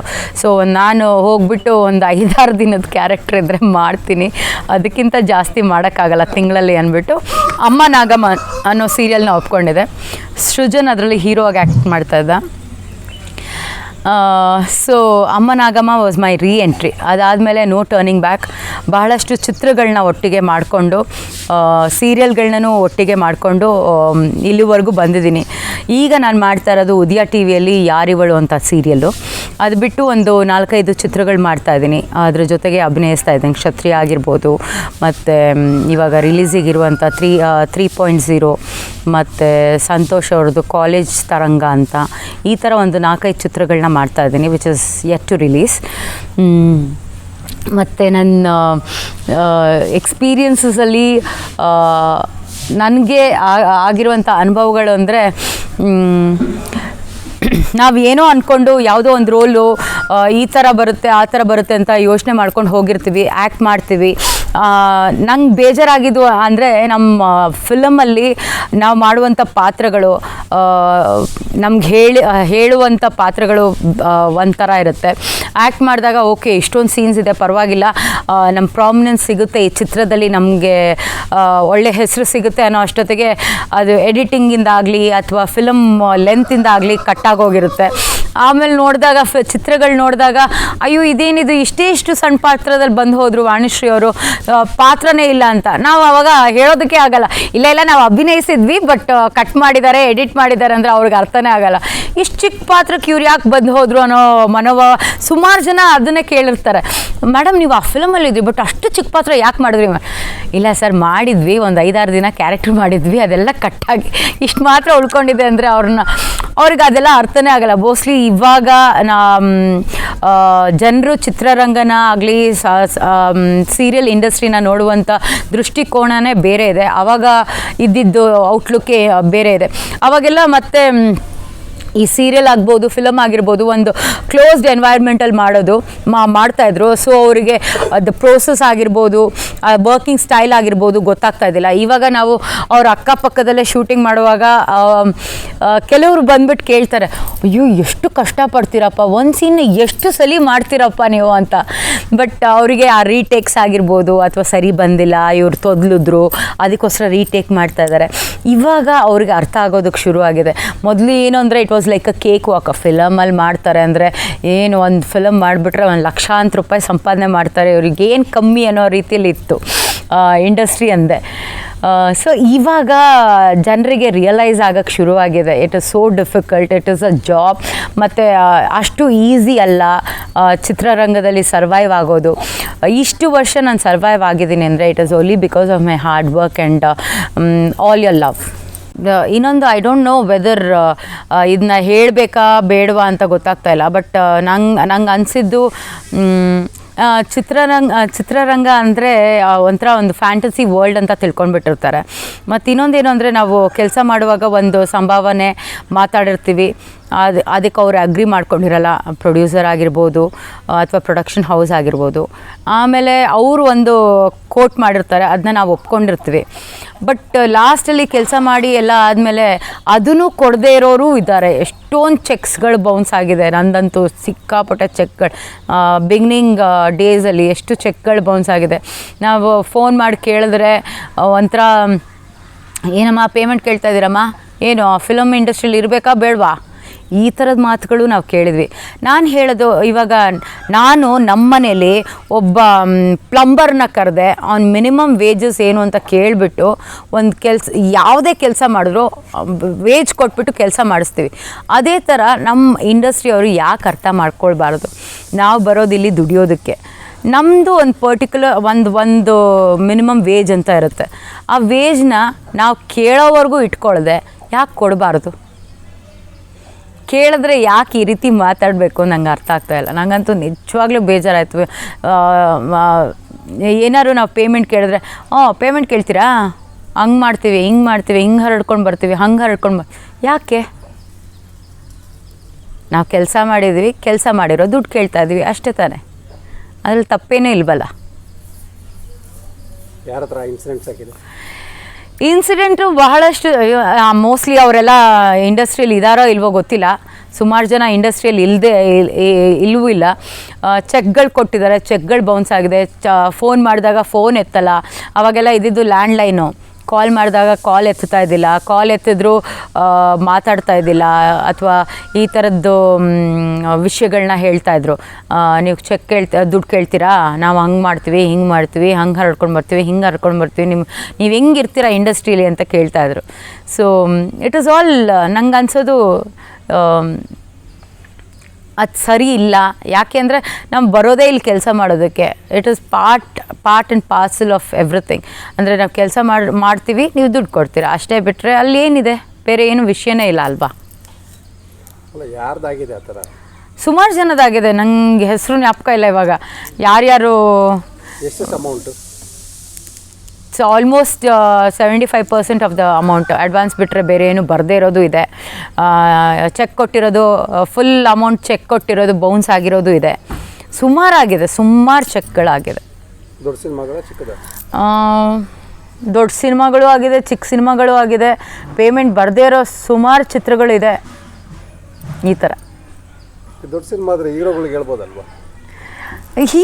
ಸರ್, ನಾವು ಮಾತಾಡಿರೋ ಪೇಮೆಂಟ್ನ ನಾವು ಬೇರೆಯವ್ರ ಹತ್ರ ಹೇಗೆ ಕೇಳೋದಕ್ಕಾಗತ್ತೆ? ಇವಾಗ ಸಂಬಂಧನೇ ಇಲ್ದಿರೋ ವ್ಯಕ್ತಿ, ಇವಾಗ ಹೀರೋ ಆಗಿರ್ಬೋದು ಅಥವಾ ಚಿತ್ರದ ಹೀರೋಯಿನ್ ಆಗಿರ್ಬೋದು, ನಾವು ಹೇಳ್ಕೊಳ್ಬೋದು ಈ ಥರ ಬಂದಿಲ್ಲ ಅಂತ ಬಿಟ್ಟರೆ, ಅವ್ರ ಹತ್ರ ನಾವು ಮಾತಾಡಿ ಗೀತಾಡಿ ಅಂತ ಹೇಳುವಂಥ ಇದು ಇರಲ್ಲ ಅನಿಸುತ್ತೆ. ಡಬ್ಬಿಂಗ್ ಮಾಡ್ತಾಯಿದ್ವಿ ಅಷ್ಟೇ, ಡಬ್ಬಿಂಗ್ ಮಾಡ್ತಾಯಿದ್ವಿ. ಅಲ್ಲಿ ಕೊಡ್ತಾರೆ ಅನ್ನೋ ಆಸೆಯಲ್ಲಿ ಡಬ್ಬಿಂಗು ಮಾಡ್ತಾಯಿದ್ವಿ. ಅಲ್ಲೂ ಬರ್ತಾಯಿದ್ದಿಲ್ಲ. ಅಲ್ಲಿ ಬರ್ತಾಯಿತ್ತು, ಚೆಕ್ ಬರ್ತಾಯಿತ್ತು, ಅದು ಬೌನ್ಸ್ ಆಗ್ತಾಯಿದ್ದಿದ್ದು ಆಮೇಲೆ ತಾನೇ ಗೊತ್ತಾಗ್ತಾ ಇದ್ದಿದ್ದು. ಸಿನಿಮಾ ಅಂತ ಅಲ್ಲ, ಸಿನಿಮಾದಲ್ಲಿ ಮಾತ್ರ ಮೋಸ ಆಯಿತು ಅಂತಲ್ಲ, ಈವನ್ ಸೀರಿಯಲ್ಗಳಲ್ಲೂ ಮೋಸ ಆಗಿದೆ. ನಾನು ಮತ್ತು ರವಿಕಿರಣ್ ಅವರು ಒಂದು ನಕ್ಷತ್ರದ ಮೀನು ಅಂತ ಒಂದು TV ಸೀರಿಯಲ್ ಮಾಡಿದ್ವಿ. ಅದೂ ಅಷ್ಟೇ, ಒಂದು 13 ಎಪಿಸೋಡ ಏನೋ. ಲಾಸ್ಟಲ್ಲಿ ಚೆಕ್ ಹಾಕ್ಕೊಟ್ರು. ಆ ಸೀರಿಯಲ್ ಮುಗಿದಾಗ ಹೋಗಿ ಬ್ಯಾಂಕಲ್ಲಿ ಅದು ಚೆಕ್ ಬೌನ್ಸ್ ಆಯಿತು. ಗೊಟ್ಟಿಗೆರೆ ಮಂಜು ಅಂತ ಇರಬೇಕು ಪ್ರೊಡ್ಯೂಸರು. ಒಂದೆರಡು ಸಲ ನಾನು ಕಾಲ್ ಮಾಡಿದಾಗ ಅವರ ಸೀಮೆಣ್ಣೆ ತರಕ್ಕೆ ಹೋಗಿದ್ದಾರೆ, ಅವರ ಮಗುನ ಸ್ಕೂಲಿಗೆ ಬಿಡಕ್ಕೆ ಹೋಗಿದ್ದಾರೆ, ಈ ಥರದೇ ರೀಸನ್ಗಳು ಬರ್ತಾನೆ ಇತ್ತು. ನಾನು ಸುಮಾರು ಸಲ ಕಾಲ್ ಮಾಡಿದಾಗಲೂ ಇದೇ ಉತ್ತರಗಳು ಬಂದಾಗ ಹಾಳಾಗೋಗ್ಲಿ, ಇನ್ನು ಎಷ್ಟು ಸಲ ಕೇಳೋದಪ್ಪ, ಬೇಡೋದು ಇವ್ರ ಹತ್ರ ಅಂತ ಅನಿಸ್ತು. ಇದೊಂದೇ ಅಲ್ಲ, ರಿಚರ್ಡ್ ಕ್ಯಾಸ್ಟಲಿನ್ ಅವ್ರದ್ದು ಒಂದು ಫಿಲಮ್ ಮಾಡಿದೆ, ಮಲೇಷ್ಯಾಗೆ ಹೋಗಿ ಫಿಲಮ್ ಮಾಡಿದ್ದೀನಿ. ಫಿಲಮ್ ಹೆಸರು ಬಂದು ಬಂಗಾರದ ಬಾಲೆ ಅಂತ. ಆ ಚಿತ್ರ ಮಾಡಿದಾಗ ಪೇಮೆಂಟ್ ಎಲ್ಲ ಮಾತಾಡಿ ಎಲ್ಲ ಮಾಡಿದವರು ಕೊನೆಗೆ ಪೇಮೆಂಟ್ ಬಗ್ಗೆ ಸುದ್ದಿನೇ ತೆಗಿದೆ. ಒಂದು 10 ದಿನ ಕೆಲಸ ಮಾಡಿದ್ದೀನಿ. ಅದರಲ್ಲೂ ನನ್ನ ಮಗಳನ್ನ ನಾನು ಜೊತೆಗೆ ಕರ್ಕೊಂಡು ಬರ್ತೀನಿ ಅಂತ ಹೇಳಿಬಿಟ್ಟು 25,000 ರೂಪಾಯಿ ನನ್ನ ಮಗಳದ್ದು ಖರ್ಚು ಅವರಿಗೆ ಮುಂಗತ್ವಾಗೆ, ಅಂದರೆ ಮುಂಚೆನೇ, ನಾನು ಮಲೇಷ್ಯಾಗೆ ಹೋಗೋಕ್ಕಿಂತ ಮುಂಚೆನೇ ಅವ್ರಿಗೆ 25,000 ರೂಪಾಯಿ ಕೊಟ್ಟಿದ್ದೀನಿ. ಏನಕ್ಕಂದರೆ ನನ್ನ ಮಗಳು ನನ್ನ ಜೊತೆ ಬರ್ತಾಳೆ, ಅವಳದ್ದೇನು ಖರ್ಚಿದೆಯೋ ತೊಗೊಳ್ಳಿ ಅಂತ ಹೇಳಿದೆ. 25,000 ಕೊಟ್ಟಿದ್ದೆ. ಹದಿನೈದು ದಿನ ಶೂಟಿಂಗ್ ಮಾಡಿದ್ವಿ. ಇಲ್ಲಿವರೆಗೂ ಒಂದು ಪೈಸಾ ಬಂದಿಲ್ಲ. ಕೇಳಿದಾಗೆಲ್ಲ ಅವ್ರಿಗೆ BP ಡೌನ್ ಆಗಿದೆ, ಆಸ್ಪತ್ರೆಯಲ್ಲಿದ್ದಾರೆ, ಅಲ್ಲಿದ್ದಾರೆ, ಇಲ್ಲಿದ್ದಾರೆ ಅಂತಾರೆ. ಇಲ್ಲಿವರೆಗೂ ನನಗೆ ಪೇಮೆಂಟ್ ಅಂತೂ ಬಂದಿಲ್ಲ ಆ ಚಿತ್ರದ್ದು. ಯಾವ ಪಿಕ್ಚರ್ ಅದು? ಬಂಗಾರದ ಬಾಲೆ ಅಂತ, ತುಳು ಫಿಲ್ಮ್, ರಿಚರ್ಡ್ ಕ್ಯಾಸ್ಟೋಲಿನ್. ಸಡನ್ನಾಗಿ ಜ್ಞಾಪಕ ಬಂತದು. ಕ್ಯಾಸ್ಟ್ಲಿ ನಂಗೆ ಮಾಡಲ್ವಲ್ಲ. ಅಯ್ಯೋ, ನಂಬರ್ 1 ಅವರು ಫೇಮಸ್ಸು ಮಂಗಳೂರಲ್ಲಿ ಈ ಥರ ಮಾಡೋದಕ್ಕೆ. ಯಾರಿಗೂ ಕೊಟ್ಟಿಲ್ಲ ದುಡ್ಡು. ಪ್ರವೀಣ್ ಬಂದು ಹೀರೋ ಅದರಲ್ಲಿ, ಪ್ರವೀಣು, ರೂಪಶ್ರೀ. ಹೀಗೆ ಒಂದು ಕನ್ನಡ ಚಿತ್ರ, ನಾನು, ಶ್ರುತಿ ಮತ್ತು ಪ್ರಮೋದ್ ಚಕ್ರವರ್ತಿಯವರು ಒಂದು ಚಿತ್ರನ ಆ್ಯಕ್ಟ್ ಮಾಡ್ತಾಯಿದ್ವಿ, ತಾವ್ರೀನಾ ತೇರು ಅಂತ. ಅದರಲ್ಲೂ ಅಷ್ಟೇ ಮೋಸ್ಟ್ಲಿ ನಾನು ಒಂದು 20 ದಿನ ಕೆಲಸ ಮಾಡಿರ್ಬೋದು. ಆಮೇಲೆ ಅದರಲ್ಲಿ ನನ್ನ ತಂಗಿನೂ ಪಾತ್ರ ಮಾಡಿದರು. ಪೇಮೆಂಟೇ ಕೊಡಲಿಲ್ಲ. ಪೇಮೆಂಟ್ ಕೇಳಿದಾಗೆಲ್ಲ ಒಂಥರ ಕಿರಿಕಿರಿ ಮಾಡೋರು, ಇದು ಮಾಡೋರು. ನಂತರ ಏನಾಯಿತು ಅಂದರೆ ಲಾಸ್ಟಲ್ಲಿ ನಮ್ಮ ಶೂಟಿಂಗ್ ಎಲ್ಲ ಮುಗಿದು ಆದಮೇಲೆ ನಮ್ಮನ್ನ ಕಳಿಸು ಕೊಡಲಿಲ್ಲ. ನಂತರ ನಾನು ಸಂದೇಶಲ್ಲಿ ಉಳ್ಕೊಂಡಿದ್ದೆ. ಶ್ರೀಕೃಷ್ಣಾಗೆ ಹೋಗಿ ಅಲ್ಲಿ ಟ್ಯಾಕ್ಸಿ ಬುಕ್ ಮಾಡಿ, ಬೆಂಗಳೂರಿಗೆ ಬರೋದಕ್ಕೆ ಟ್ಯಾಕ್ಸಿ ಬುಕ್ ಮಾಡಿ ಅವ್ರಿಗೆ ಹೇಳಿದೆ, ನನ್ನ ಹತ್ರ ಇವಾಗ ಅಮೌಂಟ್ ಇಲ್ಲ, ಮನೆಗೆ ಹೋದ್ಮೇಲೆ ಕೊಡ್ತೇವೆ ಅಂತ. ಅವರು ಕಲಾವಿದರು ಅಂತ ಗೊತ್ತಾದ ಮೇಲೆ ಅವರು ನೋ ಪ್ರಾಬ್ಲಮ್, ನಿಮ್ಮ ಬೆಂಗಳೂರಿಗೆ ಹೋದ್ಮೇಲೆ ಕೊಡಿ ಅಂದ್ಬಿಟ್ಟು ಆ ಕಾಲಕ್ಕೆ ಐ ಥಿಂಕ್ ನಾವು ಒಂದು 3,500 4,000 ಏನೋ, ನಂಗೆ ಸರಿಯಾಗಿ ಅಮೌಂಟ್ ಜ್ಞಾಪಕ ಇಲ್ಲ. ಬೆಂಗಳೂರಿಗೆ ಬಂದಮೇಲೆ ಆ ಪೇಮೆಂಟ್ನ ಕ್ಲಿಯರ್ ಮಾಡಿದ್ವಿ. ಈ ಥರದ್ದು ಬಹಳಷ್ಟು ಇನ್ಸಿಡೆಂಟ್ಗಳು ಮನಸ್ಸಿಗೆ ನೋವು ಕೊಟ್ಟಿದೆ. ಯಾಕಪ್ಪ ಬೇಕು ಅಂತಲೂ ಅನಿಸಿದೆ ಒಂದೊಂದ್ಸಲಿ. ಆಮೇಲೆ ಅದೇ ಥರ ಒಳ್ಳೆ ಹೆಸರು, ಯಾರಾದರೂ ಗೌರವದಿಂದ ನೋಡಿದಾಗ ಆರ್ಟಿಸ್ಟ್ಗಳು ಅಂತ ನಮ್ಮನ್ನು ರೆಕಗ್ನೈಸ್ ಮಾಡಿದಾಗ, ಅಥವಾ ದೇವಸ್ಥಾನಕ್ಕೆ ಹೋದಾಗ, ಅಥವಾ ಮತ್ತೊಂದು ಕಡೆ ಹೋದಾಗ ನಮಗೆ ಪ್ರಿಫರೆನ್ಸ್ ಕೊಟ್ಟಾಗ ನಿಜವಾಗ್ಲೂ ಈ ಇಂಡಸ್ಟ್ರಿಯಲ್ಲಿ ಇರೋದಕ್ಕೆ ಅಥವಾ ಆ್ಯಕ್ಟ್ರೆಸ್ ಆಗಿರೋದಕ್ಕೆ ನಿಜವಾಗ್ಲೂ ಪುಣ್ಯ ಮಾಡಿದ್ವಿ, ಒಳ್ಳೆ ಗೌರವ ಸಿಗ್ತದೆ ಅಂತ ಗೊತ್ತಾದಾಗ ಖುಷಿ ಆಗುತ್ತೆ. ಅದೇ ಈ ಥರದ ಎಕ್ಸ್ಪೀರಿಯನ್ಸ್ಗಳಿದ್ದಾಗ ನಮ್ಗೆ ಬೇಕಾಯ್ದು ಯಾಕೆ ಈ ಥರ ಎಲ್ಲ ಆಗ್ತಾಯಿದೆ ಅಂತಲೂ ಅನಿಸುತ್ತೆ. ಸೊ ಎಲ್ಲ ಕಡೆನೂ ನೆಗೆಟಿವಿಟಿನೂ ಇರುತ್ತೆ, ಪಾಸಿಟಿವ್ ಇರುತ್ತೆ. ಪಾಸಿಟಿವ್ನ ತೊಗೊಂಡು ಮುಂದಕ್ಕೆ ಹೋಗೋದೇ ಜೀವನ ಅಂತ ಅನಿಸುತ್ತೆ. ಸೊ ಈ ಥರದ್ದು ಬಹಳಷ್ಟು ಎಕ್ಸ್ಪೀರಿಯನ್ಸ್ಗಳು ಇನ್ನೂ ಭಾಳಷ್ಟು ಸಂದರ್ಭಗಳಾಗಿರ್ಬೋದು, ಇನ್ಸಿಡೆಂಟ್ಸ್ ಆಗಿರ್ಬೋದು ನಡೆದಿದೆ. ಬಟ್ ಯಾವುದು ನಂಗೆ ಅಷ್ಟೊಂದು ಜ್ಞಾಪಕಕ್ಕೆ ಬರ್ತಾಯಿಲ್ಲ. ಒಂದೊಂದೇ ಜ್ಞಾಪಕ ಬಂದಂಗೆ ನಿಮ್ಮ ಮುಂದೆ ಹೇಳ್ತಾ ಇದ್ದೀನಿ. ನಾನು ಆಗಲೇ ಹೇಳಿದ್ದೆ ನಿಮಗೆ, ಪಾಳೆಗಾರ ಅಂತ ಒಂದು ಚಿತ್ರ ಮಾಡುವಾಗ ನನಗೆ ಭಾಳ ಖುಷಿ ಕೊಟ್ಟಿರೋ ವಿಷಯ ಅಂದರೆ ಅಂಬರೀಷ್ ಸರ್ ಜೊತೆ ಕೆಲಸ ಮಾಡೋದು. ಅದರಲ್ಲೂ ಹಾಗೆ ಆಯಿತು. ನಾನು ತೆಲುಗು ಪ್ರೊಡ್ಯೂಸರ್ಸು, 5 ಜನ ಹೀರೋಯಿನ್ ಇದ್ದರು. ಶ್ರೀಕನ್ಯಾ, ಖುಷ್ಬು ಮತ್ತು ಇನ್ನೂ ಒಂದಿಬ್ಬರು ಆರ್ಟಿಸ್ಟ್ಗಳಿದ್ರು. ಸೊ ಅವರೆಲ್ಲ ಒಟ್ಟಿಗೆ ಒಂದು 21 ದಿನ ನಾನು ಕೆಲಸ ಮಾಡಿದ್ದೆ. ಒಂದು ಪೈಸಾನು ತೊಗೊಳ್ಳದೆ ನಂದು ಶೆಡ್ಯೂಲ್ ಮುಗಿದ ತಕ್ಷಣ ವಾಪಸ್ ಬಂದುಬಿಟ್ಟಿದ್ದೆ. ನಾನು ಸುಮಾರು ದಿನ ಆದರೂ ಮತ್ತೆ ಅದು ಸ್ಟಾರ್ಟ್ ಆಗಿದ್ದಿಲ್ಲ. ಸ್ಟಾರ್ಟ್ ಆದಾಗ ಅಮೌಂಟ್ ಕೊಡ್ತಾರೆ ಅಂತ ಕಾಯ್ತಾನೆ ಇದ್ದೆ. ಎಷ್ಟು ಫೋನ್ ಮಾಡಿದ್ರು ಫೋನ್ ರಿಸೀವ್ ಮಾಡ್ತಾಯಿದ್ದಿಲ್ಲ, ಏನೂ ರೆಸ್ಪಾಂಡ್ ಮಾಡ್ತಾಯಿದ್ದಿಲ್ಲ. ನನಗೆ ಅದ್ರ ವಿಷಯನೇ ಗೊತ್ತಾಗ್ತಾ ಇದ್ದಿಲ್ಲ, ಏನಾಗಿದೆ ಏನು ಎತ್ತ ಅಂತ. ಮತ್ತು ಅವಾಗಿದ್ದು ಬರೀ ಲ್ಯಾಂಡ್ಲೈನ್ ಆಗಿರೋದ್ರಿಂದ ಅವ್ರು ಉಳ್ಕೊಂಡಿದ್ದು ಕನಿಷ್ಕದಲ್ಲಿ ಅಂತ ಗೊತ್ತಾಗಿ ನಾವು ಅವ್ರಿಗೆ ಫೋನ್ ಮಾಡಿ ಹೇಳಿದ್ವಿ, ಸರ್ ಬೇರೆ ಚಿತ್ರಗಳು ಬಂದರೆ ಒಪ್ಕೊಳ್ಬೋದಾ, ಯಾಕೆ ಅಂದರೆ ನಿಮ್ದು ಇನ್ನೂ ಶುರು ಆಗಿಲ್ಲ, ಬಟ್ ಕಂಟಿನ್ಯೂಟಿ ಕ್ಯಾರೆಕ್ಟ್ರು ಅಂತ ಹೇಳ್ತಾ ಇದ್ದೀರಾ, ಬಿಕಾಸ್ ನಮ್ಗೆ ಅಷ್ಟೊಂದು ಎಲ್ಲಾದರೂ ತಪ್ಪು ನಮ್ಮ ಕಡೆಯಿಂದ ನಡಿಬಾರ್ದು ಅನ್ನೋ ಇದರಿಂದ ನಾವು ಫೋನ್ ಮಾಡಿ ಅವರಿಗೆಲ್ಲ ವಿಷಯ ತಿಳಿಸಿದ್ವಿ. ಇಲ್ಲ ಮೇಡಮ್, ನೀವು ಒಪ್ಕೊಳ್ಳಿ, ನಮಗಿದ್ದಾಗ ನಾವು 1 ವಾರ ಮುಂಚೆ ಹೇಳ್ತೀವಿ, ನೀವು ಬರ್ಬೋದು ಅಂತಂದರು. ಆಮೇಲೆ ಒಂದಿನ ಸಡನ್ನಾಗಿ ನಾನು ಕಾಲೇಜಿಂದ ಬಂದೇನೋ ಶಟ್ಲೇನೋ ಆಡ್ತಾ ಇದ್ದೆ. ಸಡನ್ನಾಗಿ ಗಾಡಿ ತಂದು ನಿಲ್ಲಿಸಿದ್ರು. ಇವಾಗಲೇ ಹೋಗಬೇಕು ಬನ್ನಿ ಚಿಕ್ಕಮಂಗ್ಳೂರಿಗೆ ಅಂತ. ನಾನು ಹೇಳಿದೆ, ಅಯ್ಯೋ ನಮಗೇನು ಗೊತ್ತೇ ಇಲ್ಲ, ಹಿಂಗೆ ಇವಾಗಲೇ ಬನ್ನಿ ಅಂದರೆ ಹೆಂಗೆ ಬರೋದಕ್ಕಾಗುತ್ತೆ, ಅಟ್ಲೀಸ್ಟ್ 1 ದಿನ ಟೈಮ್ ಬೇಕಲ್ವಾ ಎಲ್ಲ ರೆಡಿ ಮಾಡ್ಕೊಳ್ಳೋದಕ್ಕೆ, ಹಂಗೆ ಹಿಂಗೆ ಅಂತ ಅಮ್ಮ ಹೇಳಿದ್ರು. ನಂತರ ಸರಿ ಬಿಡಿ, ನಾವು ನೆಕ್ಸ್ಟ್ ಸ್ಕೆಡ್ಯೂಲ್ ಹಾಕ್ಕೊಳ್ತೀವಿ ನಿಮ್ಮದು ಅಂತಂದರು. ಬಟ್ ಪೇಮೆಂಟ್ ವಿಷಯ ಅಂತೂ ಯಾರೂ ಮಾತಾಡೋದಕ್ಕೂ ರೆಡಿ ಇಲ್ಲ, ಅಥವಾ ನನಗೊಂದು ಅಡ್ವಾನ್ಸ್ ಅಂತಲೂ ಕೊಟ್ಟಿದ್ದಿಲ್ಲ. ಆಮೇಲೆ ಅದೇ ಇದನ್ನ ನೆಕ್ಸ್ಟು ಬ್ಯಾಂಗ್ಳೂರಲ್ಲಿ ಚೀಟ್ ಮಾಡಿಕೊಂಡ್ರು, ಚಿಕ್ಕಮಂಗ್ಳೂರು ಸೀನ್ಗಳನ್ನ ಬ್ಯಾಂಗ್ಳೂರಲ್ಲಿ ಚೀಟ್ ಮಾಡಿಕೊಂಡ್ರು. ವೆರಿ ಇಂಪಾರ್ಟೆಂಟ್ ಸೀನ್ ಎಲ್ಲಿ ನಾನು ಸತ್ತು ಹೋಗಿರ್ತೀನಿ, ನನ್ನ ಹೆಣದ ಮುಂದೆ ಅಂಬರೀಷ್ ಸರು ಮತ್ತು ಖುಷ್ಬು ಅವರೆಲ್ಲ ಆಳೋದು, ಮತ್ತು ನಾನು ಸಾಯೋದಕ್ಕೆ ಕಾರಣನೂ ಶೂಟ್ ಮಾಡಿದ್ದಿಲ್ಲ. ಸೊ ಆವಾಗ ಹೇಳಿದ್ರು, ಇಲ್ಲಮ್ಮ ನಿಂದು ಒಂದು ದಿನ ಕ್ಯಾರೆಕ್ಟರ್ ಬರುತ್ತೆ, ಇಲ್ಲೇ ನಾವು ಪ್ಯಾಲೇಸ್ ಗ್ರೌಂಡಲ್ಲಿ ಚೀಟ್ ಮಾಡ್ತೇವೆ. ನಾನು ಅಂದೆ ಪೇಮೆಂಟ್ ಕೊಡಿ ಸರ್, ಪೇಮೆಂಟು 21 ದಿನ ಕೆಲಸ ಮಾಡಿದ್ದೀನಿ, ಇಲ್ಲಿವರೆಗೂ ಒಂದು ನಯ ಪೈಸನೂ ಕೊಟ್ಟಿಲ್ಲ, ಪೇಮೆಂಟ್ ಏನಮ್ಮ ಪೇಮೆಂಟ್ ಕೇಳ್ತೀರಾ, ನಿಮ್ಗಿಂತ ದೊಡ್ಡ ಚಿತ್ರ ಕೊಟ್ಟಿರೋದೇ ದೊಡ್ಡ ವಿಷಯ ಅಂತಂದರು. ಇಲ್ಲ ಸರ್ ನಂಗೆ ಪೇಮೆಂಟ್ ಬೇಕು, ನಾನು ಪೇಮೆಂಟ್ ಮಾತಾಡಿದ್ದೀನಿ, ಪೇಮೆಂಟ್ ಮಾತಾಡಿಲ್ಲ ಅಂದರೆ ನನ್ನ ತಪ್ಪು, ನಾನು ಪೇಮೆಂಟ್ ಮಾತಾಡಿದ್ದೀನಿ, ದಯವಿಟ್ಟು ಪೇಮೆಂಟ್ ಕೊಡಿ ಅಂತ ಕೇಳಿದೆ. ನಂತರ ಇಲ್ಲ ಕೊಡಲ್ಲ ಹಾಗೆ ಹಿಂಗೆ ಅಂದರು. ಹಾಗಾದರೆ ಬರೋದಿಲ್ಲ ಅಂತ ಹೋಗಲಿಲ್ಲ ನಾನು ಚಿತ್ರ ಇದಕ್ಕೆ. Then I get a call from Ambareesh sir call ಮಾಡಿಬಿಟ್ಟು, ಏನಮ್ಮ ಪೇಮೆಂಟ್ ಕೇಳ್ತಾ ಇದೆಯಂತೆ, ಪೇಮೆಂಟ್ ಕೊಡದೇ ಇದ್ರೆ ಬರಲ್ವಂತೆ ಅಂದರು. ಇಲ್ಲ ಸರ್ ಈ ಥರ 21 ದಿನ ಕೆಲಸ ಮಾಡಿದ್ದೀನಿ, ನಂಗೆ ಪೇಮೆಂಟೇ ಬಂದಿಲ್ಲ, ಪೇಮೆಂಟ್ ಕೇಳಿದ್ರೆ ಹೀಗೆಲ್ಲ ಮಾತಾಡಿದ್ರು, ಅದಕ್ಕೆ ಪೇಮೆಂಟ್ ಕೊಡಿ ನಾನು ಬರ್ತೀನಿ ಅಂತ. ಸರಿ ತಾಳು ನನ್ನ ಡ್ರೈವರ್ನ ಕಳಿಸ್ತೀನಿ, ಅವನ ಹತ್ರ ದುಡ್ಡು ಕೊಟ್ಟು ಕಳಿಸ್ತೀನಿ ಅಂತ ಅವರೇ ದುಡ್ಡು ಕೊಟ್ಟು ಕಳಿಸಿದ್ರು. ನನ್ನ ಪೇಮೆಂಟ್ ಬಂತು. ನಂತರ ಅಲ್ಲಿ ಪ್ಯಾಲೇಸ್ ಗ್ರೌಂಡ್ ಹತ್ರ ಅವರು ಅಲ್ಲಿ ನನಗೆ ಕಾಣ್ತಿತ್ತು, ಅವ್ರು ಕೂತ್ಕೊಂಡು ಚೇರ್ ಮೇಲೆ ಕೂತ್ಕೊಂಡಿದ್ರು, ನಾನು ಬರೋದನ್ನೇ ನೋಡ್ತಾಯಿದ್ರು. ನಾನು ಬಂದ ತಕ್ಷಣ ಫಸ್ಟ್ ಚೇರ್ ಹಾಕಪ್ಪ, ನನ್ನ ಪಕ್ಕದಲ್ಲಿ ಹುಡುಗಿ ಓಡಾಟೋಗ್ಬಿಡ್ತಾಳಿಲ್ಲ, ಶೂಟಿಂಗ್ ಮಾಡಿದೆ ಅಂತಂದ್ರು. ಆ ಡೈಲಾಗ್ ನಂಗೆ ಇವತ್ತಿಗೂ ಜ್ಞಾಪಕ ಇದೆ, ನಂಗೆ ತುಂಬಾ ನಗು ಬರ್ತದೆ. ಸೀನೆಲ್ಲ ಆದಮೇಲೆ ಮತ್ತೆ ನನ್ನನ್ನು ಕರೆದ್ಬಿಟ್ಟು, ನೋಡು ಪ್ರೊಡ್ಯೂಸರ್ಗೆ ಹೇಳಿದ್ದೀನಿ ನಿನ್ನ ಮಿಕ್ಕಿದ ಪೇಮೆಂಟ್ ಕೊಡೋದಕ್ಕೆ, ನಿನ್ನ ಕೆಲಸ ಮುಗಿದ್ಬಿಟ್ಟು ಪೇಮೆಂಟ್ ಇಸ್ಕೊಂಡು ಹೋಗು ಅಂದರು. ಆ ಥರ I think he is a very generous person. ಮತ್ತು ಇನ್ನೊಂದೇನು ಅಂದರೆ ಆರ್ಟಿಸ್ಟ್ಗಳಿಗೆ ಮೋಸ ಆಗ್ತಾಯಿದೆ ಅಂದಾಗ ಎದ್ದು ನಿಂತು ಇಲ್ಲ ನಾನು ಸರಿ ಮಾಡ್ತೀನಿ ಇದನ್ನ, ಅಥವಾ ನಾನು ನಿಂತು ನಿಮ್ಮ ಸಂಭಾವನೆ ಕೊಡಿಸ್ತೀನಿ ಅಂತ ನನಗೆ ನನ್ನ ಮುಂದೆ ಬಂದು ನಿಂತು ಮಾಡಿರುವಂಥ ವ್ಯಕ್ತಿ ಅಂದರೆ Ambareesh sir. I think I remember him for all his good deeds. ನನಗೆ ಅಂತಲ್ಲ, ಸುಮಾರು ಜನಕ್ಕೆ ಬಹಳಷ್ಟು ಒಳ್ಳೆ ಕೆಲಸಗಳನ್ನ ಮಾಡಿದ್ದಾರೆ ಅವರು.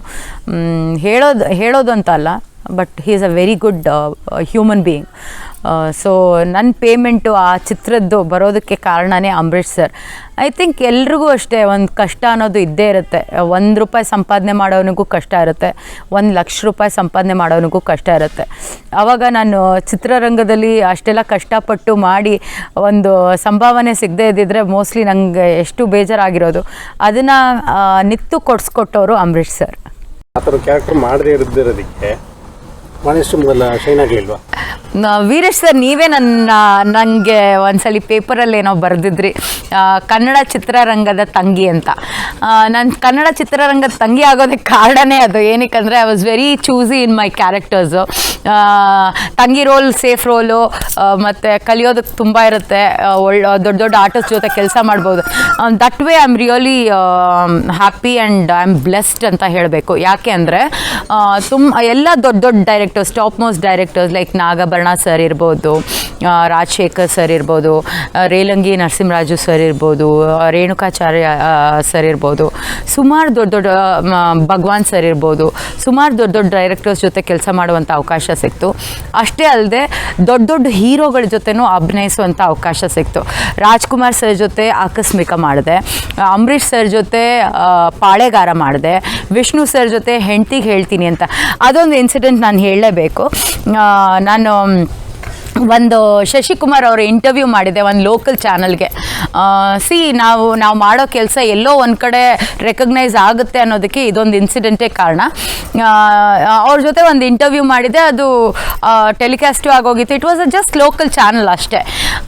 ನನಗೆ ಒಂದು ಫೋನ್ ಬಂತು. ಫೋನ್ ಬಂದರೆ ನಾನು ವಿಷ್ಣುವರ್ಧನ್ ಮಾತಾಡ್ತಾ ಇರೋದು ಅಂದರು. ನಂಗೆ ಐ ವಾಸ್ ಸೋ ಸರ್ಪ್ರೈಸ್ಡ್. ಆವಾಗ ಮೊಬೈಲ್ ಫೋನ್ಸ್ ಏನೂ ಇದ್ದಿಲ್ಲ, it was a landline. So ಯಾರೋ ತಮಾಷೆ ಮಾಡೋದಕ್ಕೆ ಮಾಡ್ತಾ ಇದ್ದಾರೆ ಅಂದ್ಬಿಟ್ಟು, ಹೇಳಿ ವಿಷ್ಣುವರ್ಧನ್ ಸರ್ ಹೇಳಿ ಅಂದು. ಆಮೇಲೆ ಇಲ್ಲಮ್ಮ ನಾನು ನಿಜವಾಗ್ಲೂ ವಿಷ್ಣುವರ್ಧನೇ ಮಾತಾಡ್ತಾ ಇರೋದು. ಆಮೇಲೆ I just could not believe that he had called me. I was really blessed. ನಿಜವಾಗ್ಲೂ ತುಂಬಾ ಖುಷಿ ಆಯಿತು. ಅಮ್ಮ ಏನು ಮಾಡ್ತಾ ಇದ್ದೀರಾ ಅಂದರು. ಇಲ್ಲ ನಾನು ಮನೇಲಿದ್ದೀನಿ ಸರ್ ಅಂತ. ಹಾಗಾದರೆ ಒಂಚೂರು ಪ್ಯಾಲೇಸ್ ಗ್ರೌಂಡ್ ಹತ್ರ ಬರೋದಕ್ಕಾಗುತ್ತಾ ಅಂತಂದರು. ಯಾಕೆ ಸರ್ ಅಂತ ಕೇಳಿದೆ. ಒಂದು ಚಿತ್ರ ಇದೆ, ನಾನು ನಿಮ್ಮ ಇಂಟರ್ವ್ಯೂ ನೋಡಿದೆ ಶಶಿಕುಮಾರ್ ಜೊತೆ. ತುಂಬ ಚೆನ್ನಾಗಿ ಕಾಣ್ತಾ ಇದ್ರಿ ನೀವು. ನಾನು ನಿಮ್ಮನ್ನು ಒಬ್ರಿಗೆ ಇಂಟ್ರೊಡ್ಯೂಸ್ ಮಾಡ್ಕೊಳ್ಬೇಕು, ಅವ್ರು ನೆಕ್ಸ್ಟ್ ಫಿಲಮ್ ಮಾಡ್ತಾ ಇದ್ದಾರೆ, ಒಳ್ಳೆ ಪಾತ್ರ ಇದೆ, ನೀವೇ ಮಾಡಬೇಕು ಅಂತ ಅಂದರು. I was so happy. ಮತ್ತು ನಂತರ ಬರುವಾಗ ಸೀರೆ ಉಟ್ಕೊಂಡು ಬನ್ನಿ ನೀವು ಅಂತಂದರು. ಆಮೇಲೆ ಸೀರೆ ಉಟ್ಕೊಂಡು ಪ್ಯಾಲೇಸ್ ಗ್ರೌಂಡಿಗೆ ಹೋದೆ. ನಿಶಬ್ದ ಅನ್ನೋ ಚಿತ್ರದ ಶೂಟಿಂಗ್ ನಡೀತಾ ಇತ್ತು. ಒಂದು 10-15 ನಾಯಿಗಳು, ಮಧ್ಯದಲ್ಲಿ ಕ್ಯಾಪ್ ಹಾಕ್ಕೊಂಡಿರೋ ವಿಷ್ಣುವರ್ಧನ್ ಸರ್ ಅವಾಗ ತಾನೇ ಬ್ರೇಕ್ ಆಗಿತ್ತು, ಊಟ ಮಾಡಿಬಿಟ್ಟು ಅಲ್ಲಿ ಕೂತಿದ್ರು ಕ್ಯಾಪ್ ಹಾಕ್ಕೊಂಡು. ಇನ್ನೊಬ್ಬರು ಕ್ಯಾಪ್ ಹಾಕ್ಕೊಂಡು ಟೋಪಿ ಹಾಕ್ಕೊಂಡು ಪಕ್ಕದಲ್ಲಿ ಕೂತಿದ್ರು. ಸೊ ನಂಗೆ ಯಾರು ಏನು ಎತ್ತ ಅಂತ ಗೊತ್ತಿದ್ದಿಲ್ಲ. ಆಮೇಲೆ ವಿಷ್ಣು ಸರ್ ಪರಿಚಯ ಮಾಡಿಕೊಟ್ರು, ಇವರು ನಮ್ಮ ಡೈರೆಕ್ಟ್ರು ದಿನೇಶ್ ಬಾಬು ಅಂತ. ಫಸ್ಟು ಕ್ವೆಶನ್ ಅವ್ರು ಕೇಳಿದ್ದು, do you know about me ಅಂದರು. ನೋ ಸರ್ ಅಂದೆ. Have you seen any of my movies ಅಂದರು. ಅದಕ್ಕೂ ನೋ ಸರ್ ಅಂದೆ. ನನಗೆ ಎಂಥ ಪೆಕ್ರು ಅಂದರೆ, I was a biggest fan of Dinesh Babu sir, because I had seen Suprabhata ಅನ್ನೋ ಚಿತ್ರ ನೋಡಿ ಭಾಳ ಇಷ್ಟ ಆಗೋಗಿತ್ತು ಅವ್ರ ಡೈರೆಕ್ಷನ್ನು. ಭಾಳ ಖುಷಿ ಇತ್ತು ಆ ಚಿತ್ರದ ಬಗ್ಗೆ. ಬಟ್ ಎಂಥ ಮುಟ್ಟಾಳಿ ಅಂದರೆ ಅದರ ಡೈರೆಕ್ಟ್ರು ಇವರೇ ಅನ್ನೋದು ನಂಗೆ ಗೊತ್ತಿದ್ದಿಲ್ಲ. ನಮ್ಮಮ್ಮ ಹಿಂಗೆ ಕುಟ್ತಾ ಇದ್ರು ಪಕ್ಕದಲ್ಲಿ ನಿಂತ್ಕೊಂಡು, ಏ ಸುಪ್ರಭಾತ ಅಂತ ಹೇಳ್ತಾನೆ ಇದ್ರು. ನಂಗಂತೂ ಅದ್ರ ಬಗ್ಗೆ ಗಮನನೇ ಇಲ್ಲ. ನಂಗೆ ಒಂದು ಕಡೆ ವಿಷ್ಣು ಸರ್ನ ನೋಡಿರೋದೇ ಒಂದು ಖುಷಿ. ಕೆಂಪು ಟೊಮೆಟೊ ಥರ ಇದ್ರು. You are so sweet and very nice. ಇನ್ನೊಂದೇನು ಅಂದರೆ, ಅವರೇ ಫೋನ್ ಮಾಡಿ ನನ್ನನ್ನು ಕರೆಸಿದ್ದಾರೆ ಅನ್ನೋದು ಒಂಥರ, ಐ ವಾಸ್ ಹ್ಯಾಲೋಜೆನಿಕ್ ಸ್ಟೇಟ್ ಅಂತಾರಲ್ಲ ಆ ಥರ. I was not here. ಆಮೇಲೆ ಅಮ್ಮ ನಂತರ ಹೇಳಿದ್ರು, ದಿನೇಶ್ ಬಾಬು ಅಂತ ಸುಪ್ರಭಾತ ಮಾಡಿದ್ರಲ್ಲ ಅದೇ ಡೈರೆಕ್ಟ್ರು. ಆಮೇಲೆ I realise that I had scene ಲಾಲಿ, ನಿಶಬ್ದ ಮತ್ತು ಸುಪ್ರಭಾತ. ಇನ್ನೊಂದು ಮೂವಿ ಅವ್ರದ್ದು ನೋಡಿದ್ದು ಅಂದರೆ ಹೆಂಡ್ತಿಗೆ ಹೇಳ್ತೀನಿ ಅಂತ ಹೆಂಡ್ತಿಗೆ ಹೇಳಬೇಡಿ ಅನ್ನೋ ಚಿತ್ರ ನೋಡಿದ್ದೆ. Where Mahalakshmi and Anantnag sir act ಮಾಡಿರೋದು. ಅದಂತೂ ಐ ವಾಸ್ ಫಿದಾ ವಿತ್ ದ ಡೈರೆಕ್ಷನ್. ಆ ಫಿಲಮ್ ಅಂತೂ ನಂಗೆ ತುಂಬಾ ತಾರಾ ಒಂದು ಅದ್ಭುತವಾದ ಕ್ಯಾರೆಕ್ಟರ್ ಮಾಡಿದ್ರು ಅದರಲ್ಲಿ. I love Tara in that movie. ಅದು ಆ ಮೂವಿ ನೋಡಿದ್ದೆ. ಬಟ್ ಅದ್ರ ಡೈರೆಕ್ಟ್ರು ದಿನೇಶ್ ಬಾಬು ಸರ್ ಅಂತ ಮೋಸ್ಟ್ಲಿ ಆವಾಗ ಗೊತ್ತಿದ್ದಿಲ್ಲ. ಸೊ ಇದೊಂದು ಎಕ್ಸ್ಪೀರಿಯನ್ಸ್ ನಂಗೆ ತುಂಬ ಇಷ್ಟ ಆಗಿದ್ದು. ಮತ್ತು ಪಾಳೆಗಾರ ಶೂಟಿಂಗ್ ಟೈಮಲ್ಲೂ ಅಷ್ಟೇ Ambareesh sir was very encouraging. ಅವ್ರು ನನ್ನ ತಂದೆ ಪಾತ್ರ ಮಾಡ್ತಾಯಿದ್ರು ಮತ್ತು ನನ್ನ ಅಣ್ಣನ ಪಾತ್ರ ಮಾಡ್ತಾಯಿದ್ರು. So that was a amazing experience. ಅಂದರೆ top most directors, top most actors ಜೊತೆ ಕೆಲಸ ಮಾಡಿದ್ರೆ ಕಲಿಯುವಂಥದ್ದು ಬಹಳ ಇರುತ್ತೆ. ಅವ್ರ ಶಿಸ್ತಾಗಿರ್ಬೋದು, ಅವ್ರ ಅಪ್ರೋಚ್ ಟು ದ ಮೂವಿ, ಅವ್ರ ಪ್ಯಾಷನ್ನು ಮೂವಿ ಬಗ್ಗೆ, ಸ್ಟೋರಿ ಕೇಳೋದು, ನೆಕ್ಸ್ಟ್ ಏನಾಗುತ್ತೆ ಅಂತ ಕೇಳೋದು, ದ ಪ್ರಿಪ್ರೇಷನ್ನು, ಅದೆಲ್ಲ ನಿಜವಾಗ್ಲೂ ಖುಷಿ ಅನಿಸುತ್ತೆ. ನಾವು ಯಾವಾಗ ಹಿಂಗಾಗೋದು, ನಾವು ಯಾವಾಗ ಹಿಂಗೆ ಕಲಿಯೋದು, ನಾವು ಯಾವಾಗ ಈ ಥರ ಬೆಳೆಯೋದು ಅಂತ ಅನ್ಸೋದಕ್ಕೆ ಶುರುವಾಯಿತು. ಅದಾದಮೇಲೆ ನಾನು ಬಹಳಷ್ಟು ಚಿತ್ರಗಳು, ರಂಜಿತಾ, ಹೆಂಡ್ತಿಗೆ ಹೇಳ್ತೀನಿ, ಈ ಥರ ಎಲ್ಲ ಚಿತ್ರಗಳು ಆದಮೇಲೆ ಹೆಂಡ್ತಿಗೆ ಹೇಳ್ತೀನಿ ಅಂದರೆ ನಂತರ ಮಾಡಿದ್ದು. ಒಂದು 7-8 ಚಿತ್ರಗಳು ಮಾಡಿದ ಮೇಲೆ ಫಸ್ಟ್ ಸೀರಿಯಲ್ಗೆ ಎಂಟ್ರಿ ಕೊಟ್ಟೆ. ಅದು ಬಂದು ಮಿಸ್ಟರ್ ಕರಿಬಸವಯ್ಯ ಅಂತ ಒಬ್ಬರು ಅದ್ಭುತ ನಟರಿದ್ದರು. ಇವಾಗ ಅವರಿಲ್ಲ, ಬಟ್ ಇವಾಗಲೂ ಹೆಮ್ಮೆಯಿಂದ ಹೇಳ್ಕೊಳ್ಬಲ್ಲೆ. ಅವರಿಂದನೇ ನಾನು ಕಿರುತೆರೆಗೆ ಪರಿಚಯ ಆಗಿದ್ದು. ಸೀರಿಯಲ್ ಹೆಸರು ಬಂದು ಸ್ವರ ಸಂಪದ ಅಂತ. ಬರೀ 13 ಎಪಿಸೋಡ್ ಇದ್ದಿದ್ದು. ಬಟ್ ಆ ಸೀರಿಯಲ್ ಎಷ್ಟು ಅದ್ಭುತವಾಗಿತ್ತು ಅಂತ 26 ಎಪಿಸೋಡ್ ಕೊಟ್ಟರು ಅವರಿಗೆ. ತುಂಬ ಚೆನ್ನಾಗಿತ್ತು. ಅದರಲ್ಲಿ ಇನ್ನೂ ಅದ್ಭುತವಾದ ಎಕ್ಸ್ಪೀರಿಯನ್ಸ್ ಏನು ಅಂದರೆ, ನನ್ನ ತಂದೆ ಪಾತ್ರ ಬಂದು ಕಲ್ಯಾಣ್ ಕುಮಾರ್ ಸರ್ ಮಾಡ್ತಾಯಿದ್ರು. ಆ್ಯಂಡ್ ನನ್ನ ಮಾವನ ರೋಲ್ ಬಂದು ಲೋಕೇಶ್ ಸರ್ ಮಾಡ್ತಾಯಿದ್ರು. ಲೋಕೇಶು ಮತ್ತು ಗಿರಿಜಾ ಲೋಕೇಶ್ ಅವರು. ಸೊ ಅದೊಂದು ಅದ್ಭುತವಾದ ಎಕ್ಸ್ಪೀರಿಯೆನ್ಸು. ಸಿನಿಮಾದಲ್ಲಿ ನಮಗೆ ಚಿಕ್ಕ ಪಾತ್ರಗಳಿರುತ್ತೆ ಅಥವಾ ಚಿಕ್ಕ ಲೈನ್ ಡೈಲಾಗ್ ಇರುತ್ತೆ. ಆದರೆ ಸೀರಿಯಲಲ್ಲಿ ಆ ಥರ ಅಲ್ಲ. ಒಂದೊಂದು ಪೇಜ್ ಡೈಲಾಗ್ ಇರುತ್ತೆ, ಒಂದೊಂದು ಪ್ಯಾರಾಗ್ರಾಫ್ ಡೈಲಾಗ್ ಇರುತ್ತೆ. ಅದನ್ನ ಜ್ಞಾಪಿಸ್ಕೊಂಡು ಮೂಮೆಂಟ್ ತೊಗೊಂಡು, ಕ್ಯಾಮ್ರಾಗೆ ಬೆನ್ ಕೊಡದೆ ಅಥವಾ ಲೈಟ್ ತೊಗೊಂಡು, ತುಂಬ ಕಷ್ಟವಾದ ಕೆಲಸ ಅದು. ಸೀರಿಯಲ್ಲಿಗೆ ಬಂದಮೇಲೆ ನಾನು ಬಹುಶಃ ಆ್ಯಕ್ಟಿಂಗ್ ಕಲ್ತಿರೋದು ಇನ್ನೂ ನಾನು ಖುಷಿಯಿಂದನೇ ಹೇಳಬಲ್ಲೆ, ಸುನಿಲ್ ಪುರಾಣಿಕ್ ಸರಿಂದ. ಅವ್ರು ನನಗೆ ವಾಕಿಂಗಿಂದ ಹೇಗೆ ನಡಿಬೇಕು, ಎಲ್ಲಿ ನಿಂತ್ಕೊಂಡು ಡೈಲಾಗ್ ಹೇಳಬೇಕು, ಯಾವ ಕಡೆಗೆ ಯಾವ ಆ್ಯಂಗಲಲ್ಲಿ ಮುಖ ತಿರುಗಿಸ್ಕೊಂಡು ಹೇಳಬೇಕು, ಕ್ಯಾಮ್ರಾ ಸೈಡಲ್ಲಿದ್ದರೂ ನಾನು ಕ್ಯಾಮ್ರಾ ಫೇಸಿಂಗ್ ಮಾಡ್ಕೊಂಡು ಹೆಂಗೆ ಡೈಲಾಗ್ ಹೇಳಬೇಕು, ಈ ಥರದ್ದು ಸಣ್ಣ ಸಣ್ಣ ವಿಚಾರಗಳಿರ್ಬೋದು ಅದನ್ನೆಲ್ಲ ಹೇಳ್ಕೊಟ್ಟಿದ್ದು ಸುನಿಲ್ ಸರು. ಮತ್ತು ಅಲ್ಲಿ ಒಳ್ಳೆ ಎಕ್ಸ್ಪೀರಿಯನ್ಸ್ ಅಂದರೆ because of Kalyan Kumar sir. He was a amazing actor, ಅದ್ಭುತವಾದ ನಟರು, ತುಂಬ ಶಿಸ್ತು ಇರುವಂಥ ವ್ಯಕ್ತಿ. ಮತ್ತು ನನ್ನ ಜೊತೆ ಗಾಯತ್ರಿ ಪ್ರಭಾಕರ್ ಅವರಿದ್ದರು. ಅವರಂತೂ ತುಂಬಾ ಫ್ರೆಂಡ್ಲಿ, ನನ್ನ ಮಗಳ ಥರನೇ ತುಂಬಾ ಚಂದ ಮಾಡಿ ಟ್ರೀಟ್ ಮಾಡಿದ್ರು. ಅಫ್ಕೋರ್ಸ್ ಯಾರಿಗೆ ಗೊತ್ತಿಲ್ಲ, ಗಿರಿಜಾ ಆಂಟಿ ಅಂತೂ ಹಾಗೇ ಇರೋದು. ಲೋಕೇಶ್ ಸರು ಅವರು ಮಾತಾಡೋದೇ ಕಮ್ಮಿ, ಮಾತಾಡಿದ್ರೆ ನಾವು ನಗೋ ಹಂಗೆ ಮಾಡೋರು, ಬಟ್ ಅವ್ರು ಮಾತ್ರ ಸೀರಿಯಸ್ ಆಗಿರೋರು. ನಾವು ನಗಬೇಕಾ ಮಾಡಬಾರ್ದಾ ಅಂತಲೇ ಗೊತ್ತಾಗ್ತಾ ಇದ್ದಿಲ್ಲ. ಈ ಥರದ್ದು ಬಹಳಷ್ಟು ಎಕ್ಸ್ಪೀರಿಯನ್ಸ್ ನಂಗೆ ಆಗಿದ್ದು ಕಿರುತೆರೆಯಲ್ಲಿ ಕಲಿಯುವಂಥದ್ದು ಬಹಳಷ್ಟಿತ್ತು, ಕಲ್ತಿದ್ದು ಬಹಳಷ್ಟಾಗಿದೆ. Bigg Boss experience, I think Bigg ಬಾಸಿಗೆ ನನಗೆ ಆಫರ್ ಬಂದಾಗ ನಾನು ಫಸ್ಟೇ ಹೇಳಿದ್ದೆ, ಇಲ್ಲ ನನ್ನ ಮಗಳನ್ನ ನೋಡ್ಕೊಳ್ಳೋದಕ್ಕೆ ಯಾರೂ ಇಲ್ಲ, ಸೊ ನಾನು ಬರಲ್ಲ ಸರ್, ನಂಗೆ ಬರೋದಕ್ಕಾಗಲ್ಲ ಅಂತ ಹೇಳಿದ್ದೆ. ನಂತರ ಮನೆಗೆ ಹೋಗಿ ಖುಷಿ ಹತ್ರ ಹೇಳಿದೆ, ಈ ಥರ ಬಿಗ್ ಬಾಸ್ ಆಫರ್ ಬಂತು, ಬಟ್ ನಿನ್ನನ್ನು ಬಿಟ್ಟು ಹೋಗೋದು ಕಷ್ಟ ಆಗುತ್ತೆ ಅಂತ. ಅಮ್ಮ ನೀನು ಏನಮ್ಮ, ನಿಂಗೆ ಒಂಚೂರು ತಲೆ ಇಲ್ಲ, ಬಿಗ್ ಬಾಸ್ ಒಪ್ಕೊಮ್ಮ, ನನ್ನ ಫೇವ್ರೆಟ್ ಅದು, ನಿಂಗೆ ಗೊತ್ತಿಲ್ಲ ಅದು ಎಷ್ಟು ಚೆನ್ನಾಗಿರುತ್ತೆ ಗೊತ್ತಾ, ನೀನು ಒಂದ್ಸಲಿ ಎಕ್ಸ್ಪೀರಿಯನ್ಸ್ ಮಾಡಬೇಕು, ಯಾರಿಗೆ ಸಿಗುತ್ತೆ ಅಂತ ಎಕ್ಸ್ಪೀರಿಯನ್ಸ್, ಅವರೇ ಕಾಲ್ ಮಾಡಿದ್ದಾರೆ ಅಂದರೆ ನೀನು ಏನಕ್ಕೆ ಹೋಗಲ್ಲ, ಹಂಗೆ ಹಿಂಗೆ ಅಂತ ಒಯ್ದ್ಲು. ಆಮೇಲೆ ಮತ್ತೆ ಕಾಲ್ ಬಂತು, ಯೋಚನೆ ಮಾಡಿದ್ರಾ, ಏನು ಮಾಡ್ತೀರಾ ಬರ್ತೀರಾ ಅಂತ. ಆಮೇಲೆ ಇವಳು ಅಷ್ಟೊಂದು ಹೇಳಿದ್ಲಲ್ಲ, ನಾನು ಅದಕ್ಕಿಂತ ಮುಂಚೆ ಅವಳನ್ನೂ ಕೇಳಿದೆ, ಹೇಗೆ ಮ್ಯಾನೇಜ್ ಮಾಡ್ತೀಯಾ, ಅಜ್ಜಿ ಅಲ್ಲಿದ್ದಾರೆ, ನನ್ನ ತಂಗಿ ಮನೇಲಿದ್ದರು, ಸೊ ಅದರಿಂದ ಹೇಗೆ ಮ್ಯಾನೇಜ್ ಮಾಡ್ತೀಯ, ಇಲ್ಲಮ್ಮ ನೀನು ತಲೆ ಕೆಡಿಸ್ಕೊಳ್ಬೇಡ, ನಾವು I am a big girl, ನಾನು ಮ್ಯಾನೇಜ್ ಮಾಡ್ಕೊಳ್ತೀನಿ ಹಂಗೆ ಹಿಂಗೆ ಅಂತ ಹೇಳಿಬಿಟ್ಟು ಹೇಳಿದ್ದಕ್ಕೆ ನಾನು ಬಿಗ್ ಬಾಸ್ ಒಪ್ಕೊಂಡೆ. ಆ್ಯಂಡ್ ಫಸ್ಟ್ ಟೈಮ್ ಮೋಸ್ಟ್ಲಿ ಖುಷಿ ಹುಟ್ಟಿದ ಮೇಲೆ ಅವಳ ಬರ್ಡೇ ನಾನು ಯಾವತ್ತೂ ಮಿಸ್ ಮಾಡ್ಕೊಂಡಿದ್ದಿಲ್ಲ. ನವಂಬರಲ್ಲಿ ಅವಳ ಬರ್ಡೇ ಬರೋದು, ಬಿಗ್ ಬಾಸ್ ಸ್ಟಾರ್ಟ್ ಆಗೋದು ಅದೇ ಟೈಮಲ್ಲಿ. ಸೊ ನಾನು ಅದೊಂದು ತಲೆಯಲ್ಲಿ ಓಡ್ತಾ ಇತ್ತು, ಖುಷಿ ಬರ್ಡೇ ಮಿಸ್ ಮಾಡ್ಕೊಳ್ತೀನಿ ಈ ವರ್ಷ, ಖುಷಿ ಜೊತೆ ಇರಲ್ಲ ಈ ವರ್ಷ ಅಂದ್ಕೊಂಡು. ನಂತರ ಬಿಗ್ ಬಾಸ್ ಅವಕಾಶ ಬಂತು, ಒಪ್ಕೊಂಡೆ, ಹೋಗಿ I think I could not survive for more than a week. ಏನಕ್ಕಂದರೆ ನಾನು ಓಪನ್ ಅಪ್ ಆಗೋದಕ್ಕೆ ಜೀವನದಲ್ಲಿ ನಡೆದಿರೋ ಎಕ್ಸ್ಪೀರಿಯನ್ಸಿಂದ ಜಾಸ್ತಿ ಬೇಗ ಓಪನ್ ಅಪ್ ಆಗಲ್ಲ ನಾನು. ಅಟ್ಲೀಸ್ಟ್ ಟೈಮ್ ತೊಗೊಳ್ತೀನಿ. ಒಬ್ಬರು ಪರಿಚಯ ಆದಮೇಲೆ ಅವ್ರ ಒಡನಾಟ ನೋಡಿಕೊಂಡು ಅವ್ರ ಜೊತೆ ಮಾತಾಡೋದಾ ಬೇಡವಾ ಆ ಥರ ಎಲ್ಲ ಡಿಸಿಷನ್ ತೊಗೊಳ್ತಾ ಇದ್ದೆ. ಸೊ ಅಲ್ಲಿ ಒಂದು ವಾರಕ್ಕಿಂತ ಜಾಸ್ತಿ ನಮ್ಗೆ ಟೈಮೂ ಇರಲ್ಲ. ಫಸ್ಟ್ ವೀಕಲ್ಲೇ ಎಲಿಮಿನೇಷನ್ ಇರುತ್ತೆ. ಎಲಿಮಿನೇಷನಲ್ಲಿ ನಾವು 5 ಜನ ಇದ್ವಿ, ನಾನು, ಗಣೇಶ್ ಸರು, ಪ್ರಥಮ, ಭುವನ್ ಪೊನ್ನಪ್ಪ ಮತ್ತು ಸಂಜನಾ, 5 ಜನ ಇದ್ವಿ. ಅದರಲ್ಲಿ ಮೋಸ್ಟ್ ಬೋರಿಂಗ್ ನಾನೇ ಇದ್ದಿದ್ದು. ಏನಕ್ಕಂದರೆ ಗಣೇಶ್ ಅವ್ರನ್ನ ಕಿರಿಕೀರ್ತಿ ಅವರು ಸೇವ್ ಮಾಡಿದ್ರು, because is from a different field, sports personality ಅಂತ.